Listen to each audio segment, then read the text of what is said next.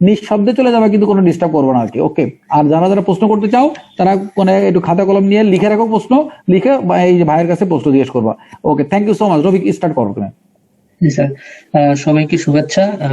Sir আমাকে সুযোগ দিয়েছেন আজকে ক্লাসে, আমাকে আমন্ত্রণ জানিয়েছেন, আমি এর জন্য স্যারের প্রতি কৃতজ্ঞ। আর স্যার একটু হয়তো মানে আমার ছাত্র হিসাবে স্নেহ করে একটু বাড়াই বলছেন। আমি আসলে অতটা মেধাবী না, আমি ডিপার্টমেন্টের মোটামুটি মাঝারি বা শেষের দিকের স্টুডেন্ট। আমার রেজাল্ট অতটা ভালো ছিল না অনার্সে। যাই হোক, রেজাল্টের সম্পর্কে না বলি। আমি আসলে 2009-10 সেশনের স্টুডেন্ট। এখন জানি না কারেন্ট সেশন কোনটা চলে। তো 9-10 সেশন থেকে আমি শুরু করলাম। শুরু করার পরে হচ্ছে ফার্স্ট ইয়ার সেকেন্ড ইয়ার আমি আসলে উইদাউট ফ্লোতে চলে গেছি। মানে যে আমি আসলে কি পড়বো না পড়বো এসব তো কোনো আইডিয়া ছিল না। তো তখন আমি কি করবো, আমি আসলে তখন আমার প্রথম দিকে আমার রেজাল্ট খারাপ হওয়ার অন্যতম কারণ ছিল আমি 2010 সালে আমার ডিবি লটারি ছিল। তো ডিবি লটারি পাওয়ার পরে আমার পড়াশোনার প্রতি এমনিতেই কোনো আগ্রহ ছিল না, কারণ আমি জানতাম যে আমি আমেরিকা চলে যাচ্ছি। বাই এনি চান্স আমেরিকা আসা হলো না। কারণ বাবা মায়ের কত ছেলে তখন মাত্র ওই লেভেলে আমাকে আসলে আমেরিকা আসতে দেয় নাই। যাই হোক, ওটা কোনো ঘটনা না। আমি আসলে পড়াশোনা তো সিরিয়াসলি করে নেমে আড্ডাবাজি করছি, ঘুরছি ফিরছি। আমার হয়তো ডিপার্টমেন্টের স্যার অনেকটা ভালো জানেন, তোমরা হয়তো জানতে পারো না। ডিপার্টমেন্টের যত প্রোগ্রাম আছে, কালচারাল প্রোগ্রাম, ট্যুর, নবীবরণ, তারপর ব্লাড ডোনেশন, আমি এইসব কাজগুলো বেশি করছি, পড়াশোনাটা অত ছিলাম না। যখন ফোর্থ ইয়ারে তখন আসলে আমার আসলে একটু সিরিয়াসনেস আসে। তখন আমি ভাবলাম যে আমি আসলে কি করতে চাচ্ছি, আমি কি দেশে কোনো ভালো চাকরি করবো, নাকি আমি বাইরে যাব পিএইচডি করবো, না কি করবো। তখন ওই মুহূর্তে ফোর্থ ইয়ার ফাইনাল এক্সাম যখন চলে, একটা এক্সাম বাকি থাকতে তখন আসলে ওই মেড লাইফ যে কোম্পানি আছে বাংলাদেশের লাইফ ইন্স্যুরেন্স কোম্পানি, তো ওরা আমাদের ম্যাথ ডিপার্টমেন্টে একটা সেমিনার করলো।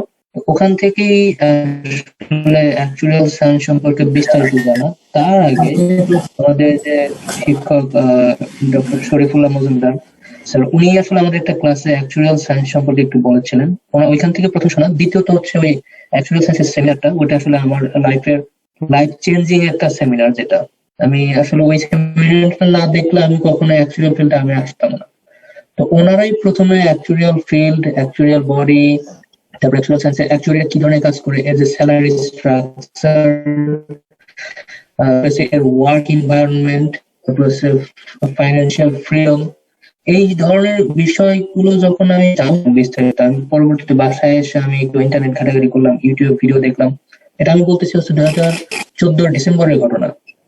তো এগুলো আসলে ভালো মতো অ্যানালাইসিস করার পরে ভাবলাম যে আমি তো আসলে এই জিনিসটা খুঁজতেছিলাম এতদিন যাবত। কারণ আমি ম্যাথে পড়ে তোমাদের মতো যেরকম ধারণা যে ম্যাথ পড়তেছি, আমি এই যে রিয়েল অ্যানালাইসিস এত থিওরি পড়ি, বা হচ্ছে অ্যাবস্ট্রাক্ট অলজেব্রা পড়ি, বা আমি লিনিয়ার অলজেব্রা পড়ি, এই যে ম্যাট্রিক্স থিওরি পড়ি, আমি এগুলো আসলে কোথায় কাজে লাগাবো, এগুলো আসলে অ্যাপ্লিকেশনটা কি। আমারও এরকম ধারণা ছিল যে আমি ম্যাথ পড়তেছি, ম্যাথ পড়ে কিছু একটা করতে চাই। তো তখন আসলে অ্যাকচুয়াল সায়েন্স সম্পর্কে জানার পরে তখন মনে হচ্ছে না, এটি হচ্ছে যে সাবজেক্ট যেখানে আসলে ম্যাথের একটা ডিরেক্ট অ্যাপ্লিকেশন আছে, আমি আসলে দেখতে পাচ্ছি, আমার চোখে দেখা অ্যাপ্লিকেশন। তো তখন আমি আসলে শুরু করলাম। তো আমাদের ডিপার্টমেন্ট থেকে 20 জনের মতো অ্যাপ্লাই করছিলাম আমরা, কিন্তু ওরা আসলে আমাদের ফান্ডিং, মেটলাইফ আমাদেরকে একটা ফান্ডিং দিয়েছে হচ্ছে 6 জনের একটা ফান্ডিং, একটা স্কলারশিপ দিয়েছিল প্রতি মাসে 5,000 করে টাকা। আর হচ্ছে পড়াশোনার যাবতীয় খরচ, রেজিস্ট্রেশন ফি, বইপত্র, ক্যালকুলেটর, পরীক্ষার ফি, এগুলো আসলে ওরা ওরা আমাদেরকে স্কলারশিপের আওতায় দিয়েছিল। তো ওভাবে আসলে আমরা শুরু করলাম 6 জনের। 6 জনের মধ্যে আমরা 2 জন হচ্ছে একটু লোয়ার কোয়ালিটির in the sense of CGPA, আর বাকি 4 জন হচ্ছে ডিপার্টমেন্টের টিচিং ক্যান্ডিডেট, মানে হচ্ছে টিচার হওয়ার সময় অলরেডি টিচার হয়ে গেছে। অ্যাপ্লাইড ম্যাথের হিমেল, মুতাসির হিমেল আমার ফ্রেন্ড, তারপরে হচ্ছে বইয়ের টিচার প্রমি, তারপর হচ্ছে আরো 2 জন আছে, একজন আমেরিকাতে পিএইচডি করতেছে, তারপর আরেকজন হচ্ছে প্রাইভেট সেক্টর জব করতেছে, চালডাল.com অবশ্য এখানকার অ্যাসিস্ট্যান্ট ডিরেক্টর হয়ে গেছে। যাই হোক, ওরা আসলে শুরুর দিকে অতটা সিরিয়াস ছিল না, সিরিয়াস ছিলাম হচ্ছে আমরা শেষে 2 জন। তো আমরা 2 জন শুরু করলাম 2015 সালে। 15 সালে শুরু করার পরে আমি আসলে প্রথম বছর আমি কিছুই বুঝি না, আমি পড়ছি কিন্তু টার্ম গুলো টোটালি নতুন, আমি সারা জীবন পড়ে আসছি ম্যাথ। এখন হঠাৎ করে বিজনেস টার্ম গুলো, ইন্টারেস্ট রেট, তারপর হচ্ছে অ্যানুইটি, তারপর হচ্ছে স্কেডিউল, অ্যামোর্টাইজেশন টেবল, তারপর হচ্ছে এই জিনিসগুলো নতুন যখন মনে হলো, তখন আসলে আমি এই জিনিসটার সাথে কোপ আপ করতে একটু সময় লাগলো। যার ফলে 2015 সালে আমি 2বার অ্যাটেম্প্ট নিলাম। আচ্ছা, পরীক্ষাটা কিভাবে দিলাম সেটা একটু বলি। পরীক্ষাটা হচ্ছে অ্যাকচুয়াল পরীক্ষা দেওয়ার বাংলাদেশ থেকে সিস্টেম হচ্ছে ব্রিটিশ কাউন্সিলের আন্ডারে রেজিস্ট্রেশন করতে হবে কোথায়, ইউকে সোসাইটিতে। ওয়ার্ল্ডে 4টা থেকে 5টার মতো রিনাউন্ড অ্যাকচুয়াল বডি আছে। অ্যাকচুয়াল বডি বলতে সোসাইটি বলা হয় বা ইনস্টিটিউটও বলে, অনেক নাম। যেমন সবচেয়ে প্রাচীনতম হচ্ছে অ্যাকচুয়াল সোসাইটি, হচ্ছে অ্যাকচুয়াল বডি হচ্ছে ইউকেটা, যেটা প্রথমবার শুরুর দিকে ছিল ইনস্টিটিউট অফ অ্যাকচুয়ারিজ, এবং সাথে সাথে ছিল ফ্যাকাল্টি অফ অ্যাকচুয়ারিজ, মানে অ্যাকচুয়াল সায়েন্স যারা পড়ায় তাদের একটা সংগঠন, আর হচ্ছে ইনস্টিটিউট যেখান থেকে আসলে স্টুডেন্ট পাস করে। তো 2010 সালে এটা মার্জ হয়ে হলো হচ্ছে ইনস্টিটিউট অ্যান্ড ফ্যাকাল্টি অফ অ্যাকচুয়ারিজ।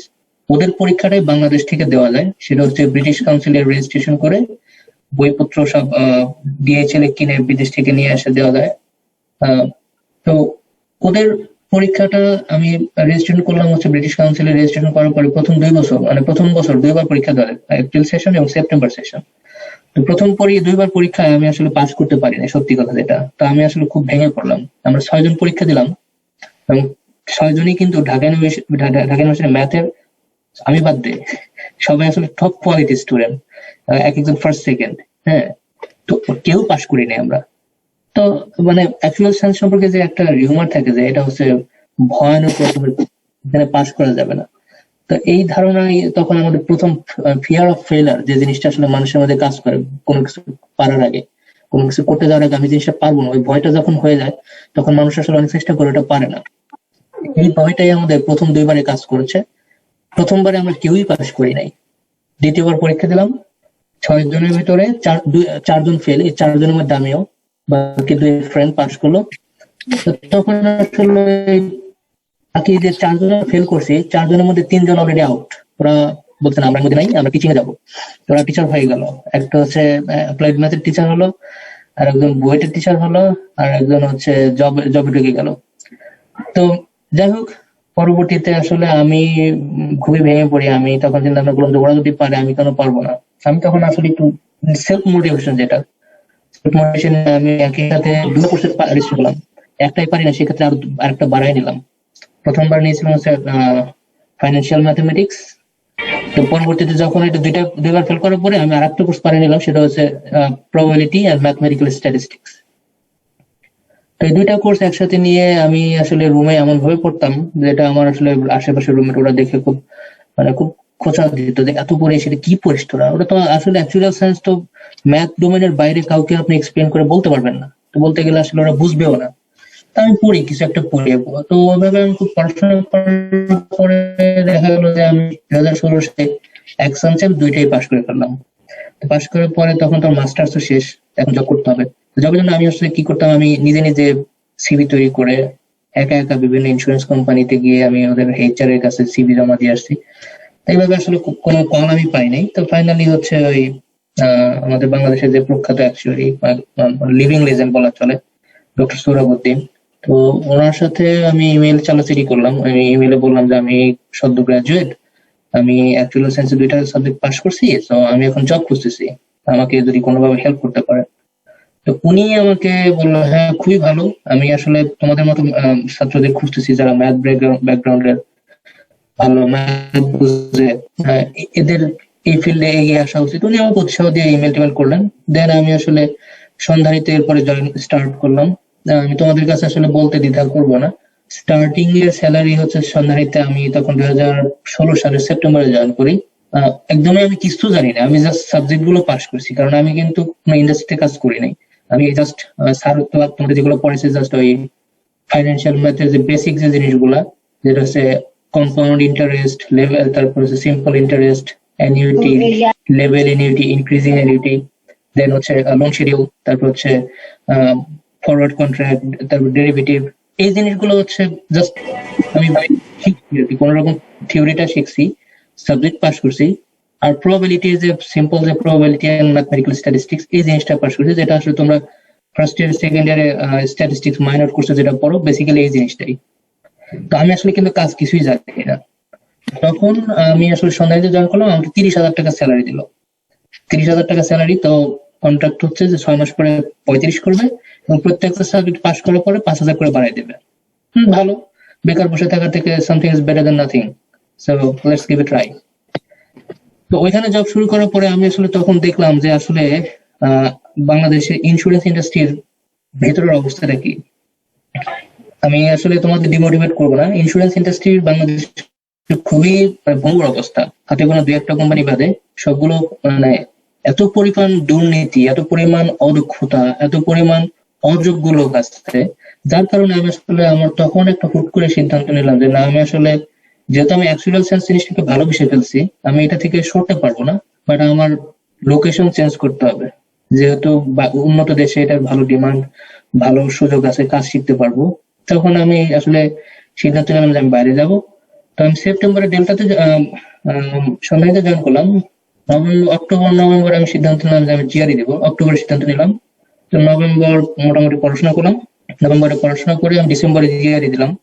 1 মাসে আমি পড়ছিলাম জিআরই জন্য। তো কোন রকম একটা স্কোর আসছে, 307-এর মতো আসছে। তারপরে তখন আমার দরকার ছিল হচ্ছে টোফেল বা আইএলস। তখন আমি আসলে টোফেলের সাথে অতটা পরিচিত না, আইএলস পরীক্ষা দিলাম। আইএলস দিলাম হচ্ছে সেটা ওই 15 দিনে 1 মাসের মতো পড়াশোনা করলাম। কিন্তু আইএলস এর আমি আমার সাথে একটা সমস্যা, আমি কম্পিউটারে খুব ঝড় গতিতে টাইপ করতে পারি, কিন্তু লিখতে গেলে জিনিসটা আসলে আমি এত গোছায় লিখতে গেলে, আবার পেন্সিল দিয়ে কাটা মোছা করে ধোয়া মোছা করে লিখতে গেলে অনেকটা সময় সাপেক্ষ ব্যাপার, যার কারণে আমার আইএলস এর রাইটিং পার্টটা আমার ভালো আসে নাই। তো 2016-তে 2017-এর ফলটা আমি ধরতে পারলাম না। তো এই কারণে তখন আমার চিন্তা ভাবনা যে যেহেতু এই বছর ধরতে পারি না, আমি পরের বছরের ফলটা ধরলাম, 2018-এর ফলটা। তো এরপরে আমি যেটা করলাম যে আমি যেহেতু কোম্পানি চেঞ্জ করলাম, মাঝখানে আমি কোম্পানি চেঞ্জ করে আমি ডেল্টাতে জয়েন করলাম। ওইখানকার স্যালারি স্ট্রাকচারটা ভালো ছিল, 45 হয়ে গেছিল। হ্যাঁ, মেইন হয় না, আমি আরেকটা সাবজেক্ট পাস করলাম, লাইফ কন্টিনজেন্সিস, যেটা মনে হয় স্যার তোমাদের এখন পড়াচ্ছেন হয়তো, ইন্ট্রোডাকশন টু অ্যাকচুয়াল ম্যাথ। ওই সাবজেক্ট পাস করার পরে স্যালারি আমার আরো বাড়লো কিছু। তো মাঝখানে আবার 1 মাসের মতো প্রিপারেশন নিয়ে আমি টোফেলটা দিয়ে দিলাম। টোফেলে মাশাআল্লাহ ভালো স্কোর করছিলাম। মানে আমি যেহেতু ভালো এই সেন্সে আমি পড়ি নাই বেশি, আমি 15 দিনে 20 দিনের মতো পরে আমি টোফেল দিলাম। তারপরে আসলে আস্তে ধীরে তারপরে চলে আসলাম 18-তে। আসার পরে আমি ইয়াংস্টার স্টেট ইউনিভার্সিটিতে আমি অ্যাকচুয়াল সায়েন্স এন্ড ম্যাথমেটিক্স ওইটাতে মাস্টার শেষ করলাম। মাস্টার শেষ করার পরে আমি হচ্ছে ইউনিভার্সিটি অফ সেন্ট্রাল ফ্লোরিডাতে এখানে ফাইন্যান্সিয়াল ম্যাথে পিএইচডি করছি আর কি। এখনো জাস্ট অগাস্ট থেকে শুরু করছি, এখন আসলে তেমন কিছু অগ্রগতি করতে পারি নাই। আমার এখানে পড়াশোনা করার মানে পিএইচডি কয়েকটা ধাপের মধ্যে হচ্ছে, যদি আমার ফাইন্যান্সিয়াল ম্যাথ প্রোগ্রাম, কিন্তু আমাকে linear algebra and matrix theory আর হচ্ছে রিয়াল অ্যানালাইসিস, এই দুইটা কোর্সে আমার কোয়ালিফাইং পাস করতে হবে। এবং কোয়ালিফাইং হচ্ছে মানে আমি আমাদের দেশের যে পরীক্ষার সিস্টেম তার টোটালি ডিফারেন্ট। এখানে হচ্ছে একটা থিওরেম দিবে, যে জিনিসটা থিওরেমটাকে নিজে থেকে প্রুভ করতে হবে, কোনো কিছুই কোনো কমন পড়বে না, ব্যাপারটা হচ্ছে এরকম। এবং এটা একটু বেশ ভালো পড়াশোনা করতে এবং বেশ কঠিন, কারণ অনেক জায়গায় অনেক কোয়ালিফাইং সোজা, কিন্তু আমাদের এখানকার মানে এটা অন্তত 50-60 বছরের একটা পুরোনো ডিপার্টমেন্ট, কিন্তু এখন পর্যন্ত মাত্র পিএইচডি স্টুডেন্ট বের হয়েছে 85। সো এটার খুব রিগোরাস প্রোগ্রাম, মানে পাস করাটা রিলেটিভলি টাফ, বাট অসম্ভব কিছু না, মানুষ তো পাস করছে। তো আমি যদিও ফাইন্যান্সিয়াল ম্যাথে, কিন্তু আমার কোয়ালিফাইংটা কিন্তু রিয়াল অ্যানালাইসিস এবং হচ্ছে অ্যাবস্ট্রাক্ট লিনিয়ার অ্যালজেব্রা এবং রিয়াল অ্যানালাইসিস, দুটো আমাকে পাস করতেই হবে। তা এখন স্যার আমাকে আজকে কথা শুরুতে বলছিল যে আমি যেন বাইরে আসার ব্যাপারটা একটু কনসেন্ট্রেট করি, কিভাবে কি করা যাবে। আমার মনে হয় বর্তমান যুগে তোমরা যারা ছোট ভাই বোন আছো, তোমরা অবশ্যই জানো কি করতে হবে। তারপরে আমি জাস্ট হালকা পাতলা বলি, আমেরিকান ইউনিভার্সিটি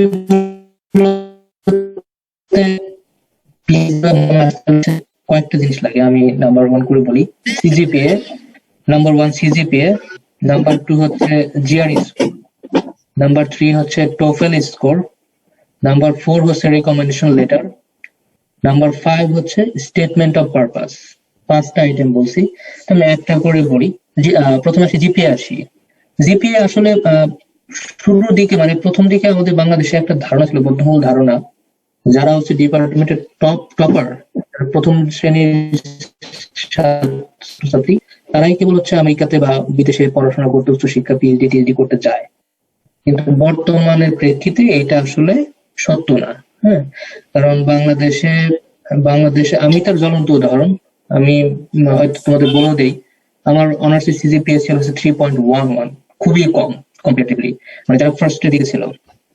তো GPA fact, but not only the one fact, there are other factors. So GPA যত ভালো, যত বেশি তত ভালো, বাট কম হলে যে শেষ, একেবারে শেষ হয়ে যাবে, ইটস নট লাইক দ্যাট। আমাদের ডিপার্টমেন্ট থেকে, ম্যাথমেটিক্স ডিপার্টমেন্ট থেকে, ঢাকা ইউনিভার্সিটি, আমি অন্য কোথার কথা বলতেছি না, 2.65 নিয়ে আমেরিকাতে এসে মাস্টার্স করেছে প্রথমে, তারপরে সে এখন ডেটা সায়েন্সে পিএইচডি করছে কেনসা স্টেট ইউনিভার্সিটিতে। তো ওনার নাম হচ্ছে মোহাম্মদ মাসুম, উনি আমাদের 2 ব্যাচ সিনিয়র। সো 2.65 নিয়ে যদি কেউ আমেরিকা এসে মাস্টার্স করে পিএইচডি করতেছে, এবং তার পিএইচডিতে ফান্ডিংও যথেষ্ট ভালো, 36,000 ফান্ডিং ফর 12 months। সো প্রতি মাসে 3,000 করে $3,000 করে ফান্ডিং পাচ্ছে। যাই হোক, আমি জিপিএ এর কথা বললাম। জিপিএটা ভালো থাকাটা ভালো, ভালো থাকা জিপিএ হচ্ছে, ভালো জিপিএ মিন করে হচ্ছে যে তুমি ভালো স্টুডেন্ট, ভালো পড়াশোনা করো। এখন তুমি ভালো জিপিএ নাই করতে পারো কোনো কারণে, সেই ক্ষেত্রে আরো কিছু মেজারমেন্ট আছে। এর পরবর্তী জিনিসগুলো আসলে জিআরই স্কোর। এখন জিআরই স্কোরে কিভাবে আসলে ভালো করা যায়? জিআরই স্কোরে ভালো করার, আমরা যেহেতু ম্যাথের স্টুডেন্ট, আমি যে স্ট্র্যাটেজিটা ফলো করছি, আমি তো তোমাদের বলছি আমি পড়ছি মাত্র 1 মাস। 1 মাস পরে জিআরই দেওয়া আসলে একটা মানে এটা জুয়া খেলার মতো একটা। তো আমি 1 মাসের জিআরই কিভাবে দিলাম, আমি চিন্তা ভাবনা করলাম, যেহেতু আমি ম্যাথের স্টুডেন্ট, ম্যাথে 170 আছে, এই 170 জন্য আমার 1 মার্ক না আসবে, কারণ আমি ম্যাথ কি পড়ছি তাহলে এতদিন। তো আমি যেটা টিউশনি করাতাম, তারপর নিজেরও ম্যাথের আমি ভালো রেজাল্ট না হলেও টুকটাক বেসিক জিনিসগুলো মোটামুটি আমার ভালো লাগতো, ভালো বুঝতাম, আমার ধারণা। তো আমি ম্যাথটা বেশি প্র্যাকটিস করলাম, আর ওয়ার্ড মিনিং যত সম্ভব পারলাম। দিনে যদি আমি 5 ঘন্টা পড়ি, ফর এক্সাম্পল 5 ঘন্টা, আমি অফিস করি, অফিসে বসেই পড়ি, আমি অফিসে বসেই পড়তাম, মানে যখন কাজ থাকতো না তখন আমি অফিসে ফাঁকে ফাঁকে অঙ্ক করতাম। তো আমার টার্গেট ছিল ম্যাথে যত সম্ভব 1 মার্কও ছাড়া যাবে না, ইংরেজিতে আমি যা পাই বোনাস, এটা হচ্ছে আমার টার্গেট। কারণ আমি যদি ইংরেজিতে ভালো স্কোর করতে চাই, আমার 3 থেকে 6 মাস আমার ভালো প্রিপারেশন নিতে হবে, আমার যেহেতু সময় নাই। সো ইংরেজিতে হচ্ছে আমি যতটুকু পারি, যা পাই তাই বোনাস, যেহেতু নেগেটিভ মার্কিং নাই।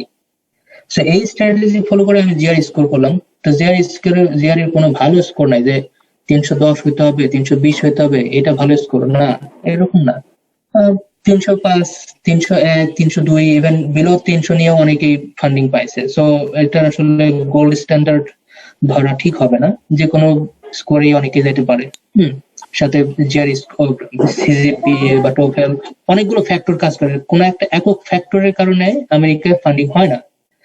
তো জিআরই স্কোরটা হচ্ছে চেষ্টা করা উচিত, যেহেতু আমরা ম্যাথের স্টুডেন্ট, কোয়ান্টিটেটিভ পার্টে আমাদের স্কোরটা যত ভালো সম্ভব, মানে 170-এর কাছাকাছি থাকতে হবে। এরকম থাকলে আমাদের অপরচুনিটি বেশি, কারণ প্রফেসররা যখন আমাদের প্রোফাইলটা হাতে নেবে, দেখবে যে ম্যাথের স্টুডেন্ট, অথচ ম্যাথেই তার স্কোরটা খারাপ, বিষয়টা আসলে আমাদের জন্য আসলে অসম্মানজনক।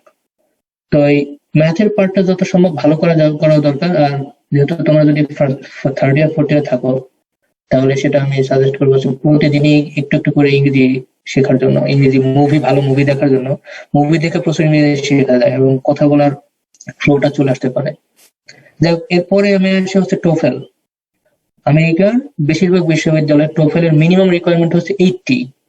টোফেল হচ্ছে test of English as a foreign language, এটা তোমরা ভালোই জানো। এটা 4টা পার্ট, লেখা, বলা, শোনা, আর একটা কি পড়া, রিডিং পার্ট যেটা। তা এখন বলতে গেলে আমাদের আমেরিকার স্টুডেন্টের যে বলতে গেলে জড়তা, সেই জড়তা আমি 2 বছর ধরে আমেরিকা আছি, এটা আমারও কম বেশি এখনো আছে, কারণ এটা আমার মাতৃভাষা না। আর লেখা লিখতে গেলে, কম্পিউটার লিখতে গেলে আমরা ভালো লিখতে পারি, এটা আমরা ফেসবুকে স্ট্যাটাস লিখি বা বন্ধু বান্ধবের সাথে চ্যাট করি, চেষ্টা করা উচিত ইংরেজিতে করলে হয়তো ইংরেজি দক্ষতাটা বাড়বে। তারপর হচ্ছে রিডিং, আর্টিকেলটা আর্টস এন্ড লেটার্স নামে আছে, তারপর নিউ ইয়র্ক টাইমস আছে, এইসব আর্টিকেল গুলো যদি আমরা পড়ি, হয়তো কি ইংরেজি প্রোফাইলের পার্টটা কিন্তু কমপ্লিট হয়ে যাবে। আর রাস্তাঘাটে যখন আমরা চলাফেরা করি, তখন যদি আমরা কানে হেডফোন দিয়ে বিবিসি ইয়েগুলো শুনি, তাহলে দেখা যাবে যে লিসেনিং পার্টটা কিন্তু কমপ্লিট হয়ে যাচ্ছে। বন্ধু বান্ধবের সাথে আড্ডা দেওয়ার সময় নিজেরা কিন্তু ইংরেজিতে গল্প করা যায়, মানে মানুষজন শুনলে আবার পিছন থেকে হাসতে পারে, বাট নিজেরা যখন কথা বলি ইংরেজিতে কথা বলা যেতে পারে। সো এইভাবে সেলফ ডেভেলপমেন্টটা করতে হবে। তাহলে 3টা পার্ট গেল, একটা হচ্ছে জিপিএ বললাম, জিআরই বললাম, তারপর হচ্ছে টোফেল বললাম। শেষের 2টা প্যারামিটার আরো বেশি ইম্পর্টেন্ট। রেকমেন্ডেশন লেটার হচ্ছে মানে বিভিন্ন বিশ্ববিদ্যালয়ে অ্যাপ্লাই করতে গেলে আমাদের বিশ্ববিদ্যালয়ে আমাদের যে কোর্স টিচার আছেন যারা আমাদের পড়ান তাদের কাছ থেকে রিকমেন্ডেশন লেটার লাগে, যে স্টুডেন্টটা আপনাদের বিশ্ববিদ্যালয়ে অ্যাপ্লাই করছে তাকে আমি চিনি, সে আমার কোর্স সরাসরি ছাত্র, তার এইরকম মেধা আছে, সে এরকম ভালো, এইসব বিষয়ে বিশ্ববিদ্যালয়কে আমাদের শিক্ষকরা তাদেরকে জানাবেন। আসলে এটা কিভাবে হয়? তো আমরা যখন অ্যাপ্লাই করি কোন একটা বিশ্ববিদ্যালয়ের অনলাইন পোর্টালে, তখন আমাদের টিচারদের কাছে একটা লিঙ্ক চলে যায়, আমরা টিচারদের ইমেল অ্যাড্রেস, নাম, তারপর ফোন নাম্বার এগুলো দেই, তো স্যারদের কাছে ইমেল চলে যায়। তখন আমরা যে বিশ্ববিদ্যালয়গুলোতে আমরা অ্যাপ্লাই করি তারা বলে যে এই স্টুডেন্ট আমাদের এখানে অ্যাপ্লাই করছে, সে বলছে আপনি তার রিকমেন্ডার, তো আপনি তার বিষয়ে কিছু লিখেন। তো তখন ওই স্যাররা আমাদের বিষয়ে এই কথাগুলো লেখে। তো সত্য কথা মানে তেতো হলেও সত্য, আমাদের বিশ্ববিদ্যালয় বা আমাদের ম্যাথ ডিপার্টমেন্ট স্যার এখানে আছেন, আমি তারপরে বলতে বাধ্য হচ্ছি, এটা আসলে রিকমেন্ডেশন লেটার যেটা লেখা উচিত হচ্ছে শিক্ষকদের, কিন্তু আসলে আমাদের প্রথা, আমাদের যেটা চলে আসছে, আমাদের স্যারেরা যেটা করেন যে তুমি একটা লিখে নিয়ে আসো, আমি এটা আপলোড করে দেবো। জিনিসটা আসলে নৈতিক দিক থেকে আমি ঠিক মনে করি না, কারণ এটা আসলে শিক্ষকদেরই পার্ট। কিন্তু অনেক শিক্ষক মানে চায় না যে লিখতে, ঝামেলা করতে চায় না, হয়তো তাদের ব্যস্ততা আছে বা কোনো একটা কারণ আছে, কিন্তু এটা আসলে তাদের কাজ। কিন্তু যেটা করা হয়, আমরা স্টুডেন্টরা নিজেরা টাইপ করে স্যারকে দিই, স্যার সেটা আপলোড করে দেয়। অনেক স্যার আছেন, আমি সবাইকে বলবো না সবাই যে নিজেরা ই করে তা না, অনেক স্যারই আছেন, স্যারও নিজে থেকে লিখে দেন। এরকম অনেক স্যার আছে যেগুলো নিজে থেকে লিখেন, আবার অনেক স্যার আছে যে না আমি আসলে ঝামেলাই করতে যাচ্ছি না, তুমি একটা লিখে দাও বাবা, আমি ওটা আপলোড করে দেবো। এটা গেল স্যার রিকমেন্ডেশন লেটার। ফিফথ এবং হচ্ছে one of the most important জিনিসটা, স্টেটমেন্ট অফ পারপাস। অনেক জায়গায় বলে মোটিভেশন লেটার, অনেক জায়গায় বলে হচ্ছে বিভিন্ন নাম আছে, statement of purpose, propose letter, এই ধরনের অনেক কিছুই থাকে।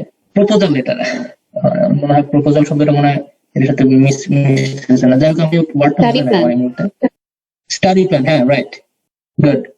তো এই জিনিসটার মধ্যে আসলে ব্যাখ্যা করতে হবে, নিজেকে এক্সপ্লেইন করতে হবে। আমরা যখন কোন একটা অ্যাড দেখি টিভিতে, কোন একটা প্রোডাক্ট সম্পর্কে বর্ণনা করে এই প্রোডাক্টের এই গুণ, তো ওই স্টাডি প্ল্যান, মোটিভেশন লেটার বা স্টেটমেন্ট অফ পারপাস যাই বলি না কেন, ওর মধ্যে আসলে নিজেকে বিক্রি বলাটা ওয়ার্ডটা লোয়ার সেন্স হয় কিনা, নিজেকে ওদের কাছে উপস্থাপন করতে হবে যে না, আমি তোমাদের এই সাবজেক্টের প্রতি, তোমাদের এই ডিপার্টমেন্টের প্রতি, তোমাদের ডিপার্টমেন্টের এইসব ফ্যাকাল্টি মেম্বার যারা আছেন তাদের কাজের প্রতি হাইলি ডেডিকেটেড।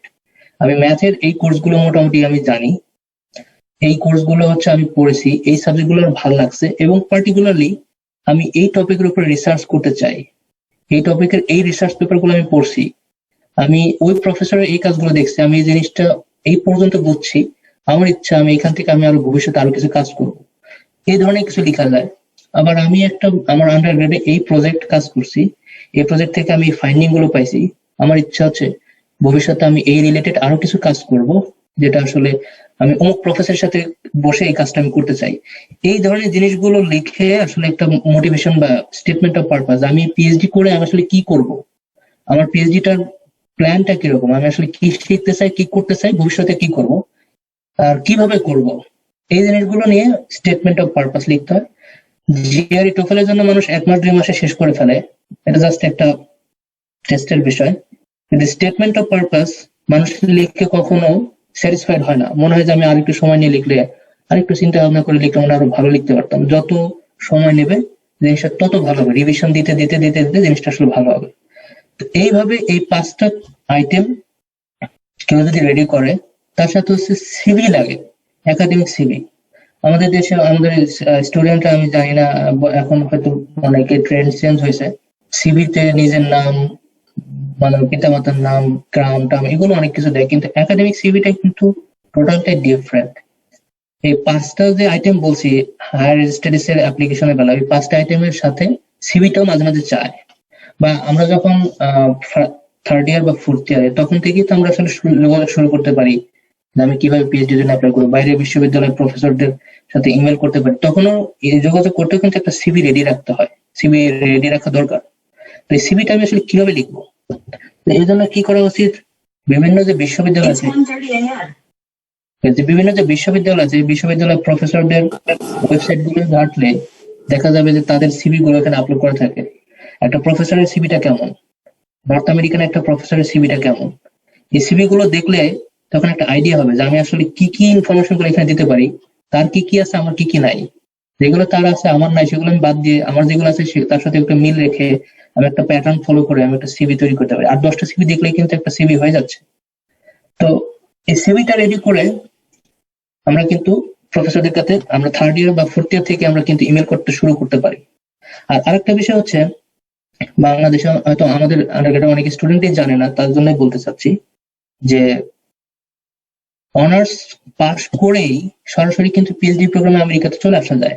আমাদের মাস্টার্সের জন্য ওয়েট করতে হবে না। কিন্তু যদি কেউ আমেরিকায় আলটিমেটলি আসতেই চাও, বাংলাদেশে একটা বছর সময় নষ্ট করার কোনো মানে হয় না, টু বি অনেস্ট। যেটা আসলে আমার বন্ধু বান্ধব, আমাদের সাথে রানা নামের একটা ফ্রেন্ড আছে, 3-4 জন, শুধু রানা না, ইমন আছে, তারপরে হচ্ছে পলাশ শর্মা। ওরা ব্যাচেলর শেষ করার পরে ওরা কিন্তু আসলে মাস্টার্স করেও নাই, মাস্টার্স ভর্তি হয়েছে, কিন্তু ব্যাচেলর শেষ করার পরে 3 মাস সময়, ওই সময়ের মধ্যে জিআরই টোফেল এই প্যাকেজটা রেডি করে ফেলছে, অ্যাপ্লাই করছে, মাস্টার্স না করে আমেরিকা চলে আসছে। রানার অলরেডি টেক্সাস টেক থেকে পিএইচডি প্রায় শেষের দিকে, এবং জব পেয়ে যাবে খুব শীঘ্রই, অ্যাসিস্ট্যান্ট প্রফেসর হিসেবে জয়েন করে ফেলবে। এরপরে আর কি বলতে চাচ্ছিলাম, আচ্ছা, ম্যাথ থেকে পাস করে এখানে যারা আসে পিএইচডি টিএইচডি যারা করে, আমি জানি না তোমরা হচ্ছে আমাদের ম্যাথের একটা স্টুডেন্টের একটা হায়ার স্টাডিজ একটা গ্রুপ আছে, ওই গ্রুপে জয়েন হয়েছে কিনা। ওই গ্রুপে অন্তত আমি সঠিক নাম্বারটা জানি না, অনেক বড় ভাই বড় আপু যারা আমেরিকাতে ম্যাথে অনার্স মাস্টার্স বা পিএইচডি করেছেন, তারা আসলে কোথায় কোথায় জব করেন, কোন কোন ইউনিভার্সিটিতে জব করেন, বা তাদের স্ট্যাটাসটা কি, তারা কোন কোন ফিল্ডে কাজ করছেন, এসব বিষয়ে একটা ডেটাবেস আছে এখানে। মোট কথা হচ্ছে এখানে পিএইচডি করে কেউ বসে নাই, মানে বসে বাংলাদেশে কেউ থাকবে না, অনার্স মাস্টার্স পাস করে কেউ থাকবে না, এখানে ভালো পজিশন পাচ্ছে। পজিশনটা হচ্ছে বেশিরভাগই হচ্ছে যাচ্ছে টিচিং প্রফেশনে, ইউএস মিলিটারি, ব্যাংক, তারপর হচ্ছে ডেটা সায়েন্স, বিভিন্ন সেক্টরে যাচ্ছে। তো আমার মনে হয় যদি তোমরা কেউ বাইরে আসতে চাও, তাহলে আমার মনে হয় 3rd ইয়ার শেষ করে, 3rd ইয়ারটা অনেকটা টাফ, 3rd ইয়ারটা শেষ করে 3rd ইয়ার কোর্স লোডটা বেশি। 4th ইয়ারে আমি বলবো 4th ইয়ারে জাস্ট ইংলিশটা রেগুলার একটা প্র্যাকটিসের মধ্যে রেখে 4th ইয়ারের পরীক্ষাটা শেষ করে সময়টা আসলে ওই ট্যুর ট্রিপ এগুলো না করে আমার মনে হয় এখানে ওই সময়টা প্রিপারেশন নেওয়া উচিত। কারণ দেশে ট্যুর অবশ্যই আমি রিকমেন্ড করি, সময় সুযোগ পেলে বন্ধু বান্ধবের সাথে ওই সময়টা শুধু এনজয় করে পরবর্তী সময়টা আসলে নিজেকে প্রিপেয়ার করে প্রোফাইলটা রেডি করা উচিত।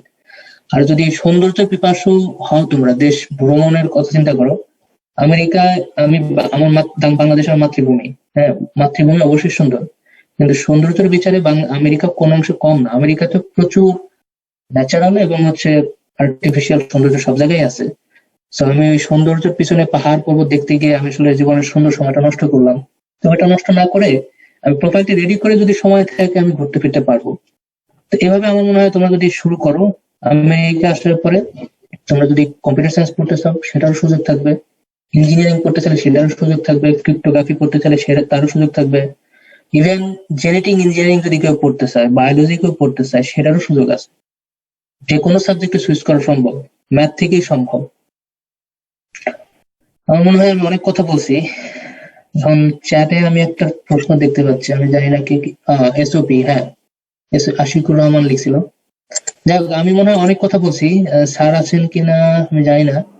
হ্যাঁ না, রফিক, এখন আমি আবার তোমাদেরকে রিকোয়েস্ট করবো, তোমরা যারা যারা প্রশ্ন করতে চাও তোমরা যদি চ্যাটে প্রশ্নগুলো লিখো, সেটা বাংলায় হতে পারে, ইংলিশে হতে পারে, অথবা কেউ যদি তোমরা হ্যান্ড রেজ করো, যে তোমাদের আমি এখানে দেখতেছি হাসান কিবরিয়া মনে হয় কিছু জিজ্ঞেস করতে চাচ্ছ। হাসান কিবরিয়া কিছু বলবা? জি স্যার, আমার একটা কথা ছিল যে রিয়াল অ্যানালাইসিস আসলে কি দরকার অ্যাকচুয়াল সেন্সে, মানে রিয়াল অ্যানালাইসিসের কাজটা কি এখানে? ফাইন, খুবই সুন্দর প্রশ্ন। আচ্ছা, সিগমাল জাবরা তারপর ফিল্ট্রেশন, এগুলো তো রিয়াল অ্যানালাইসিসের একটা বিষয়, রাইট? হ্যাঁ হ্যাঁ। এই সিগমাল আলজেব্রা, ফিল্ট্রেশন, এই জিনিসগুলো হচ্ছে অ্যাকচুয়াল সেন্সে যে প্রবাবিলিটি আছে বা অ্যাকচুয়াল যে মডেল গুলো আছে, এই প্রবাবিলিটি এগুলোতে কাজে লাগে, প্রচুর কাজে লাগে। তারপর ফাইন্যান্সিয়াল ম্যাথের যে ডেরিভেটিভ গুলো আছে সেই ডেরিভেটিভ গুলো, তারপর মার্কেট ভ্যালুয়েশন, দেন হচ্ছে মার্কেটের হচ্ছে আপনার কি বলে রিস্ক মেজার গুলো করতে গেলে, মানে একটা কোম্পানির যে টোটাল ভ্যালু আছে, কোম্পানিটা ডিফল্ট করবে কিনা, ডিফল্ট হচ্ছে তারপর ডিফল্ট মানে হচ্ছে কোম্পানিটা বসে যাবে কিনা, তার যে লায়াবিলিটিস আছে, লায়াবিলিটিসটা কি, তার যে বর্তমান ভ্যালু, শেয়ার হোল্ডার এবং হচ্ছে তার যে পেড আপ ক্যাপিটাল আছে, এগুলো মানে মার্কেট ভ্যালুটা কমে যাবে কিনা এটার একটা প্রবাবিলিটি নির্ণয় করা। এইসব ক্ষেত্রে কিন্তু এই সিগমা অ্যালজেব্রা, বোরেল অ্যালজেব্রা এগুলো কিন্তু প্রচুর কাজে লাগে। যদি আমরা এগুলো বলি যে এগুলো কাজে লাগে না, আলটিমেটলি এগুলো কাজে লাগে। তারপর হচ্ছে আমি সাথে আরেকটা সম্পূরক উত্তর দিই, linear algebra. Linear algebra quantum physics এটা প্রচুর লাগে, লিনিয়ার অ্যালজেব্রা ম্যাথও, ফাইন্যান্সিয়াল ম্যাথও প্রচুর লাগে। লিনিয়ার অ্যালজেব্রা ম্যাথ, কেউ যদি ম্যাথমেটিশিয়ান হতে চায় তার লিনিয়ার অ্যালজেব্রা এবং হচ্ছে রিয়াল অ্যানালাইসিস এই দুইটা সাবজেক্টে জানতে হবে, কোনো বিকল্প নাই to be honest. Actual science এটা হচ্ছে ম্যাথের একটা সাবসেট, ম্যাথ হচ্ছে একটা বিশাল জিনিস, এ থেকে ডিরাইভ হয়ে অনেক কিছুই তৈরি হয়ে গেছে। ডেটা সায়েন্স যদিও স্ট্যাটিস্টিক্স এবং কম্পিউটার সায়েন্সের একটা কম্বিনেশন আছে, but it's kind of math. আচ্ছা, আরেকটা কোশ্চেন, সেটা হলো যে আমি চাচ্ছি যে মানে পিওর ম্যাথে থাকে কি মানে অ্যাকচুয়াল সায়েন্স, এটা কি আসলে মানে পিওর ম্যাথের পাশাপাশি করা যায় কিনা? পিওর ম্যাথের কোনো একটা কোর্স মানে মেইন থাকবে পিওর ম্যাথ, যেমন ধরেন টপোলজি অথবা অ্যানালাইসিস, এটার সাথে সাথে আসলে ফাইন্যান্সিয়ালটা করা যায় কিনা? অবশ্যই করা যাবে।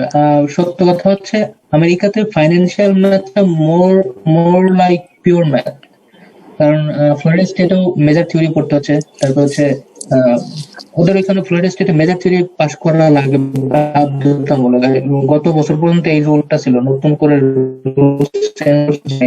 ফ্লোরিডা স্টেট ফাইন্যান্সিয়াল ম্যাথের জন্য one of the best university, কিন্তু ওদের ওইখানে ওই মেজর থিওরি কিন্তু পড়তে হচ্ছে। মেজর থিওরি হচ্ছে রিয়েল অ্যানালাইসিস এর বড় ভাই, ওটা আরো বেশি বেশি কঠিন, বাট কাইন্ড অফ ওটা পিওর ম্যাথ।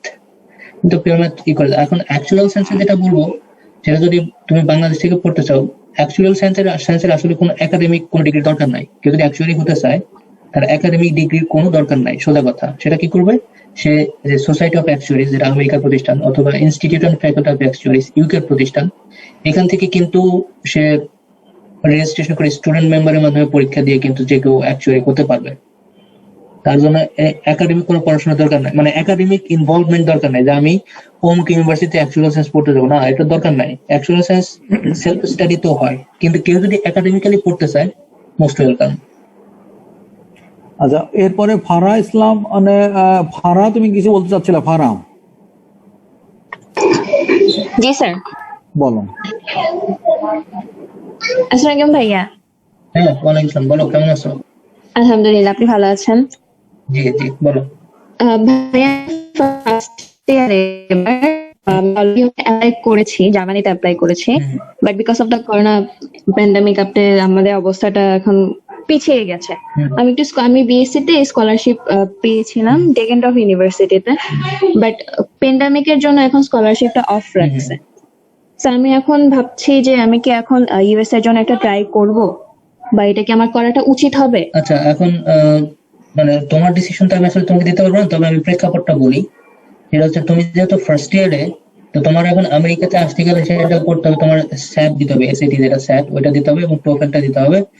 এবং এগুলো দিলে তুমি আসলে আমেরিকাতে ফুল স্কলারশিপ, আসলে আমি জানি না আন্ডারগ্রেড সম্পর্কে, সত্যি কথা আমার কোনো পরিষ্কার ধারণা নাই, যতটুকু আমি বিভিন্ন ব্লগ টকে পড়াশোনা করছি ওইটুকুই। সেক্ষেত্রে আমেরিকাতে আন্ডারগ্রেডে ফুল স্কলারশিপ খুব রেয়ার কেস, যেটা হয় 50%, 5%, 10%, 90% এরকম একটা স্কলারশিপ দেয়। সেটা হচ্ছে টিউশন ফি, যেটা ওইটা অফ করে দেয়। আর বাকি তোমার living expense, insurance, health insurance, এগুলো কিন্তু প্রচুর একটা খরচের ব্যাপার। আমার স্পন্সরশিপও আছে, ইউএসএ তে আমার আপু আছে, উনি হচ্ছে সিটি জব করছেন এখন, মানে আছেন। তো আমার স্পন্সরের কোনো সমস্যা নেই, বাট এখন হচ্ছে এটা কি আমার জন্য এখন ভালো হবে যে আমি এখন ট্রাই করব ইউএসএ তে? এটা কি আমার কেরিয়ারের জন্য বা হচ্ছে ভালো হবে নাকি? কারণ অলরেডি দেখা যাচ্ছে যে 1 বছর গ্যাপ হয়ে যাচ্ছে, আমি গ্যাপটা চাচ্ছি না ওই আর কি। আসলে জীবন থেকে 1 বছর গ্যাপ, এটা অনেক মূল্যবান সময়। এটা আসলে তোমার সিদ্ধান্ত, আমি আসলে তোমাকে সিদ্ধান্ত দিতে পারবো না। আমি তোমার জায়গায় থাকলে হয়তো, হ্যাঁ হ্যাঁ বুঝতে পারছি। আসলে তুমি যদি আলটিমেটলি আমেরিকায় তোমার টার্গেট হয়, সেক্ষেত্রে তোমার দুইটা ওয়ে। একটা ওয়েতে হচ্ছে তুমি এখন যেহেতু 1 বছর এখানে পাস করে ফেলছো, তুমি ওইখানে খুব ভালো করে পড়াশোনা করে তুমি একদম অনার্স শেষ করার সাথে সাথেই তুমি চলে আসলে, তখন সেক্ষেত্রে তোমার আসলে তোমার যে কাজিন, যে রিলেটিভের কথা বললাম, প্রেশার করলো না, তুমি তোমার সেলফ ফান্ডিং এ তোমার নিজের, তুমি স্বনির্ভর, তুমি নিজের টাকা নিজে পড়তেছো, তাহলে তোমার কারো প্রতি কোনো অনুগ্রহ নিতে হচ্ছে না। Whatever relation with the relative age, its respective Okay, ভাই। রিলেশন, তুমি কিন্তু তোমার মানে স্বনির্ভর। আরেকটা বিষয় হচ্ছে তুমি যদি এখন আন্ডারগ্রেডে এখানে এখনই আসতে চাও, সেক্ষেত্রে তোমার হয়তো একটা বছর ওয়েট করতে হচ্ছে, এবং হচ্ছে তোমার টাকায় তোমার পড়তে হচ্ছে। বা তুমি হয়তো স্কলারশিপটা পেলেও হয়তো সম্ভাবনা এমন হতে পারে পুরোটা স্কলারশিপ পাচ্ছ না, জি জি পুরোটা পেতেও পারো। সো তুমি দুইটাই চেষ্টা করতে পারো। যদি দেখো যে তুমি ভালো ফান্ডিং পাচ্ছ, লাইক তুমি যদি স্কলারশিপ পাও, ফুল স্কলারশিপ, মেবি সম্ভব ফুল স্কলারশিপ, আমি হয়তো জানি না, বাট জি। তুমি ইউনিভার্সিটি ওয়াইজ ভ্যারি করে যদি ফুল স্কলারশিপ পাও তুমি চলে আসতে পারো। কারণ আমেরিকাতে ম্যাথ পড়া, বাংলাদেশে ম্যাথ পড়া, আমেরিকাতে শুধু জেনারেল আমেরিকা না, ভালো একটা বিশ্ববিদ্যালয়ে ম্যাথ পড়া, আর আমাদের যে দেশ আছে সেখানে ম্যাথ পড়া অবশ্যই একটু ব্যবধান থাকবে, কারণ আমেরিকাতে ভালো ভালো প্রফেসর অন্যরকম দৃষ্টিভঙ্গিতে বা অন্যভাবে পড়ায়, সেক্ষেত্রে লিমিটেশন তো থাকে অনেক জায়গায়। এখন যদি তুমি স্কলারশিপ পাও, চেষ্টা করার পরে চলে আসতে পারো। যদি না পাও, হতাশ হওয়ার কিছু নাই, তুমি সেক্ষেত্রে তোমার জন্য আরো গ্রেটার চান্স থাকতেছে, তুমি দেশে থেকে নিজেকে প্রিপেয়ার করে আরো ভালো পজিশনে স্বনির্ভর হয়ে তুমি আমেরিকা আসতে পারতেছো। ভাই আরেকটা বিষয় জানার ছিল, টোফেলটা কি ম্যান্ডেটরি? আমার আইএলটিএস দেওয়া আছে। আইএলটিএস দেওয়া থাকলে টোফেল লাগবে না। আইএলটিএস বা টোফেল দুইটারই মেয়াদ থাকে 2 বছর। 2 জি বছর ভাই। পার হয়ে গেলে এগুলো আর থাকে না, তো জি। একটা হলেই হচ্ছে। আচ্ছা, আমি আমি মনে হয় চ্যাটে কয়েকটা প্রশ্ন দেখতে পাচ্ছি, এক এক করে আসি। কাশফিয়া মোনা, সে লিখছে হচ্ছে, ভাই ফাইন্যান্সিয়াল ম্যাথে পিএইচডি করার জন্য কি বিএসসি তে থিসিস করা লাগবে? না, এরকম থিসিস করার কোনো, থাকলে ভালো, না থাকলেও কোনো সমস্যা নেই। আমরা যে প্রজেক্ট করি সেই প্রজেক্টটা হচ্ছে হবে, প্রজেক্টটা যদি আমরা ভালো করে প্রজেক্টটা করি, প্রজেক্টটাও ইচ্ছে করলে পাবলিকেশন করা যায়, সেটাও কিন্তু কাজে দেবে। থিসিস করা লাগবে এমন না। যাই হোক, পরবর্তী প্রশ্নটা হচ্ছে বর্ষামৌ বলছে, ভাই আমি যদি বায়োলজিক্যাল কোন সাবজেক্টে as a genetics A switch করতে চাই, সেক্ষেত্রে আমার কোন পেপারে চুজ করা লাগবে? হ্যাঁ, এটা খুবই সুন্দর প্রশ্ন। এগুলোতে কাজ করতে গেলে আমাদের ডিপার্টমেন্টে কামরুজ্জামান স্যার আছে, তারপর আছে শহীদুল স্যার আছেন। আমি জানি না নতুন কেউ আর কেউ এই বিষয়ে কাজ করেন কিনা। এনারা হচ্ছেন বায়োম্যাথে বেশ ভালো কাজ করেন এবং রেগুলার পাবলিকেশন করে যাচ্ছেন, খুব সুন্দর সুন্দর কাজ করতেছেন। তো এদের সাথে যদি তুমি বায়োম্যাথ বা জেনেটিক্স এ পিএইচডি করতে চাও, সেক্ষেত্রে হচ্ছে ওই রিলেটেড প্রচুর আর্টিকেল পড়তে হবে। আমি যেটা সাজেস্ট করি সেটা হচ্ছে যে কোনো একটা ইউনিভার্সিটি, র্যান্ডমলি একটা ইউনিভার্সিটি সিলেক্ট করতে হবে। ধরা যাক আমি ইউনিভার্সিটি অফ ফ্লোরিডার কথা বলতেছি। ইউনিভার্সিটি অফ ফ্লোরিডা, এই ইউনিভার্সিটির জেনেটিক্স ডিপার্টমেন্টের চেয়ার মানে কাজ করতে, ওই বিষয়ে কয়েকটা পেপার নামে পড়তে হবে। পেপারটা নামে পড়লে এমন না যে তুমি পড়লেই সাথে সাথে বুঝতে পারবে, কারণ পেপার গুলোর ওয়ার্ডিং গুলো অনেক কঠিন থাকে, এগুলা মানে নর্মাল স্টুডেন্ট যারা একটু হাই লেভেলের তারাও অনেকটা বুঝে না। সো এটাকে পড়লেই যে তুমি বুঝবে এক্সপেক্ট করার দরকার নাই, বাট এরকম পেপার কয়েকটা পড়ে তারপর হচ্ছে ওই রিলেটেড গ্রুপ প্রজেক্ট করে, আমাদের ডিপার্টমেন্টে যে প্রজেক্ট আছে ফোর্থ ইয়ারে সব ম্যান্ডেটরি, থিসিস না হয় একটু আপার গ্রেডের স্টুডেন্টরা নেয়। থিসিস বা প্রজেক্টটাও যদি দুইটার একটা যদি হচ্ছে ওই বায়োম্যাথ রিলেটেড হয়, প্লাস হচ্ছে যদি কেউ এরকম কয়েকটা পেপার পড়ে, প্লাস জেনেটিক্স এই রিলেটেড কিছু বই পুস্তক পড়ে, মোট কথা হচ্ছে প্রফেসরের সাথে ইমেলিং করার সময় তাকে বোঝাইতে হবে যে হ্যাঁ, আমি মনে প্রাণে দিলে আমি এটা চাই, আমি এই বিষয়ে পড়াশোনা করছি, আমি খুবই আগ্রহী, তাহলে প্রফেসর ডেফিনেটলি পজিটিভ ফিডব্যাক দিবে। আমি একটা উদাহরণ দিতে পারি। আমার এক বন্ধু আছে, সে হচ্ছে মঞ্জুরুল ইসলাম রিফাত, মানে ফেসবুকে হয়তো বেশ ভালোই পপুলার, ও বিজ্ঞান বিষয়ক লেখালেখি করে। ও হচ্ছে আমাদের ঢাকা ইউনিভার্সিটি স্ট্যাটিস্টিক্স এর স্টুডেন্ট। সে স্ট্যাটিস্টিক্স থেকে হচ্ছে ইউনিভার্সিটি অফ লুজিয়ানা লাফাইতে ওইখানে স্ট্যাটিস্টিক্স এ পিএইচডি প্রোগ্রামে আসছে, ম্যাথে পিএইচডি প্রোগ্রামে আসছে। তো ওইখানে 2 বছর পর ওর আর ম্যাথ ভালো লাগে নাই, তো ও এই বছরের অগাস্ট থেকে ইউনিভার্সিটি অফ ফ্লোরিডাতে ও জেনেটিক্স এ পিএইচডি শুরু করছে। ম্যাথ থেকে একদম ডিরেক্ট এক্সাম্পল, আমি আসলে হাওয়াই কথাটা বলি নাই, কথাটা সত্যভাবে বলছি যে ম্যাথ থেকে কেউ যদি চায় জেনেটিক ইঞ্জিনিয়ারিং এ জেনেটিক্স এ আসা সম্ভব। বর্ষার প্রশ্ন উত্তরটা কি হয়েছে? আচ্ছা, পরের প্রশ্ন হচ্ছে তান্নি নন্দী, সে প্রশ্নটা করছে হচ্ছে, ভাইয়া ইউএসএ ছাড়া অন্য দেশে যেতে চাইলে কি কি লাগবে? ভাইয়া এই বিষয়ে আমি আসলে সঠিক তথ্যটা জানি না। আমি যেটা জানি না সেটা আমাকে উপরে স্বীকার করি, সেটা হচ্ছে আমি শুধু আমেরিকা সম্পর্কে মোটামুটি আমার আইডিয়া আছে, সবই যে জানি তা না, আমি যেভাবে আসছি সেই ভিত্তিতে আমার কিছুটা ইনফরমেশন আছে। আমি জার্মানি বা অন্যান্য দেশ, কানাডাতে টোফেল লাগে, কানাডাতে জিআরইটা এরকম চায় না। জিআরই যে আমেরিকার সব ইউনিভার্সিটি চায় তাও না, অনেক ইউনিভার্সিটি আছে জিআর স্কোর চায় না। তো অন্য দেশে কি কি লাগে সেটা আমি আসলে এই মুহূর্তে আমি আসলে বলতে পারছি না। তবে তোমার জন্য উপায় যেটা হবে সেটা হচ্ছে ওই ইউনিভার্সিটি গুলোর, যেসব ইউনিভার্সিটি তোমার টার্গেট ইউনিভার্সিটি, যে কোনো একটা ইউনিভার্সিটি টার্গেট করে তাদের ওয়েবসাইটে গেলে ওদের যে ডিপার্টমেন্টে তুমি ভর্তি হতে চাও ওই ডিপার্টমেন্টে ভর্তি হতে কি কি রিকোয়ারমেন্টস আছে সেটা একটু চেক করলে তুমি আসলে নিজে থেকে যে বের করতে পারবে যে আমার কি কি লাগবে। আচ্ছা, তারপরে হচ্ছে আশিকুর রহমান আমাকে একটা প্রশ্ন করছে, পেপার পাবলিকেশনের কতটা প্রয়োজন হয়? ও সরি ভাই, আমি ব্র্যাকেটে জিনিসটা দেখি নাই, নাম প্রকাশ করতে বলছিল না। যাই হোক, এটা আসলে গোপনীয় প্রশ্ন না, আমি ভুলে তোমার নাম বলে বলছি, আমি সরি, আমি আসলে পরে টুক করি নাই। এনিওয়ে, পেপার পাবলিকেশন এটা যদি কারো থাকলে ভালো, কিন্তু না থাকলে কোনো সমস্যা নেই। এটা মানে ব্যাপারটা হচ্ছে মানে আমাদের দেশে একটা প্রবাদ আছে না, যত গুড় তত মিষ্টি। মানে পেপার তোমাকে এক ধাপ এগিয়ে নেবে। পেপার করতে গেলে যে তোমাকে থিসিস করতে হবে এমন না, তুমি যে প্রজেক্ট করো, ফোর্থ ইয়ার যে আমাদের ম্যান্ডেটরি প্রজেক্ট, ভালো করে প্রজেক্ট করলে প্রজেক্টটাই কিন্তু পাবলিশ করা যায়, যদি এটা তুমি মানে কোনো প্লেজারাইজ না করে খুব ভালো মতো একটা ম্যাটেরিয়ালস যদি ভালো টপিকে প্রজেক্ট করতে পারো, ওটাও পাবলিশ করা যায়, ওটাও কাজে লাগবে। তো পাবলিকেশন প্রয়োজন, কিন্তু খুব বেশি প্রয়োজন না, থাকলে ভালো। আচ্ছা, তারপরে হচ্ছে আরেকটা প্রশ্ন হচ্ছে, লাইক কানাডা মিনিমাম সিজি কত লাগবে? কানাডাতে উচ্চ সিজিপিএটা একটু বেশি লাগে। এই আমেরিকার সাথে কানাডার এই একটা পার্থক্য, আমেরিকাতে যেটা হচ্ছে ওই মানে লোয়ার সিজিপি যারা তারাও যাইতে পারে, কিন্তু কানাডাতে ফান্ডিং পাওয়া একটু হাই সিজিপিএ লাগে, এটা সত্য কথা।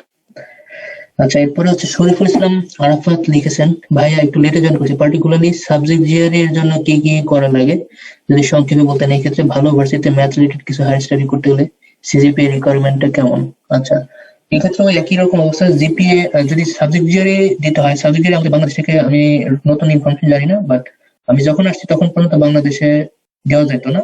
আমাদের আমাদের ম্যানেজমেন্ট, ঢাকা ইউনিভার্সিটির ম্যানেজমেন্ট ডিপার্টমেন্টে সাবজেক্ট জিআরই নিত, কিন্তু পরবর্তীতে সেটা মনে হয় বন্ধ করে দিয়েছে।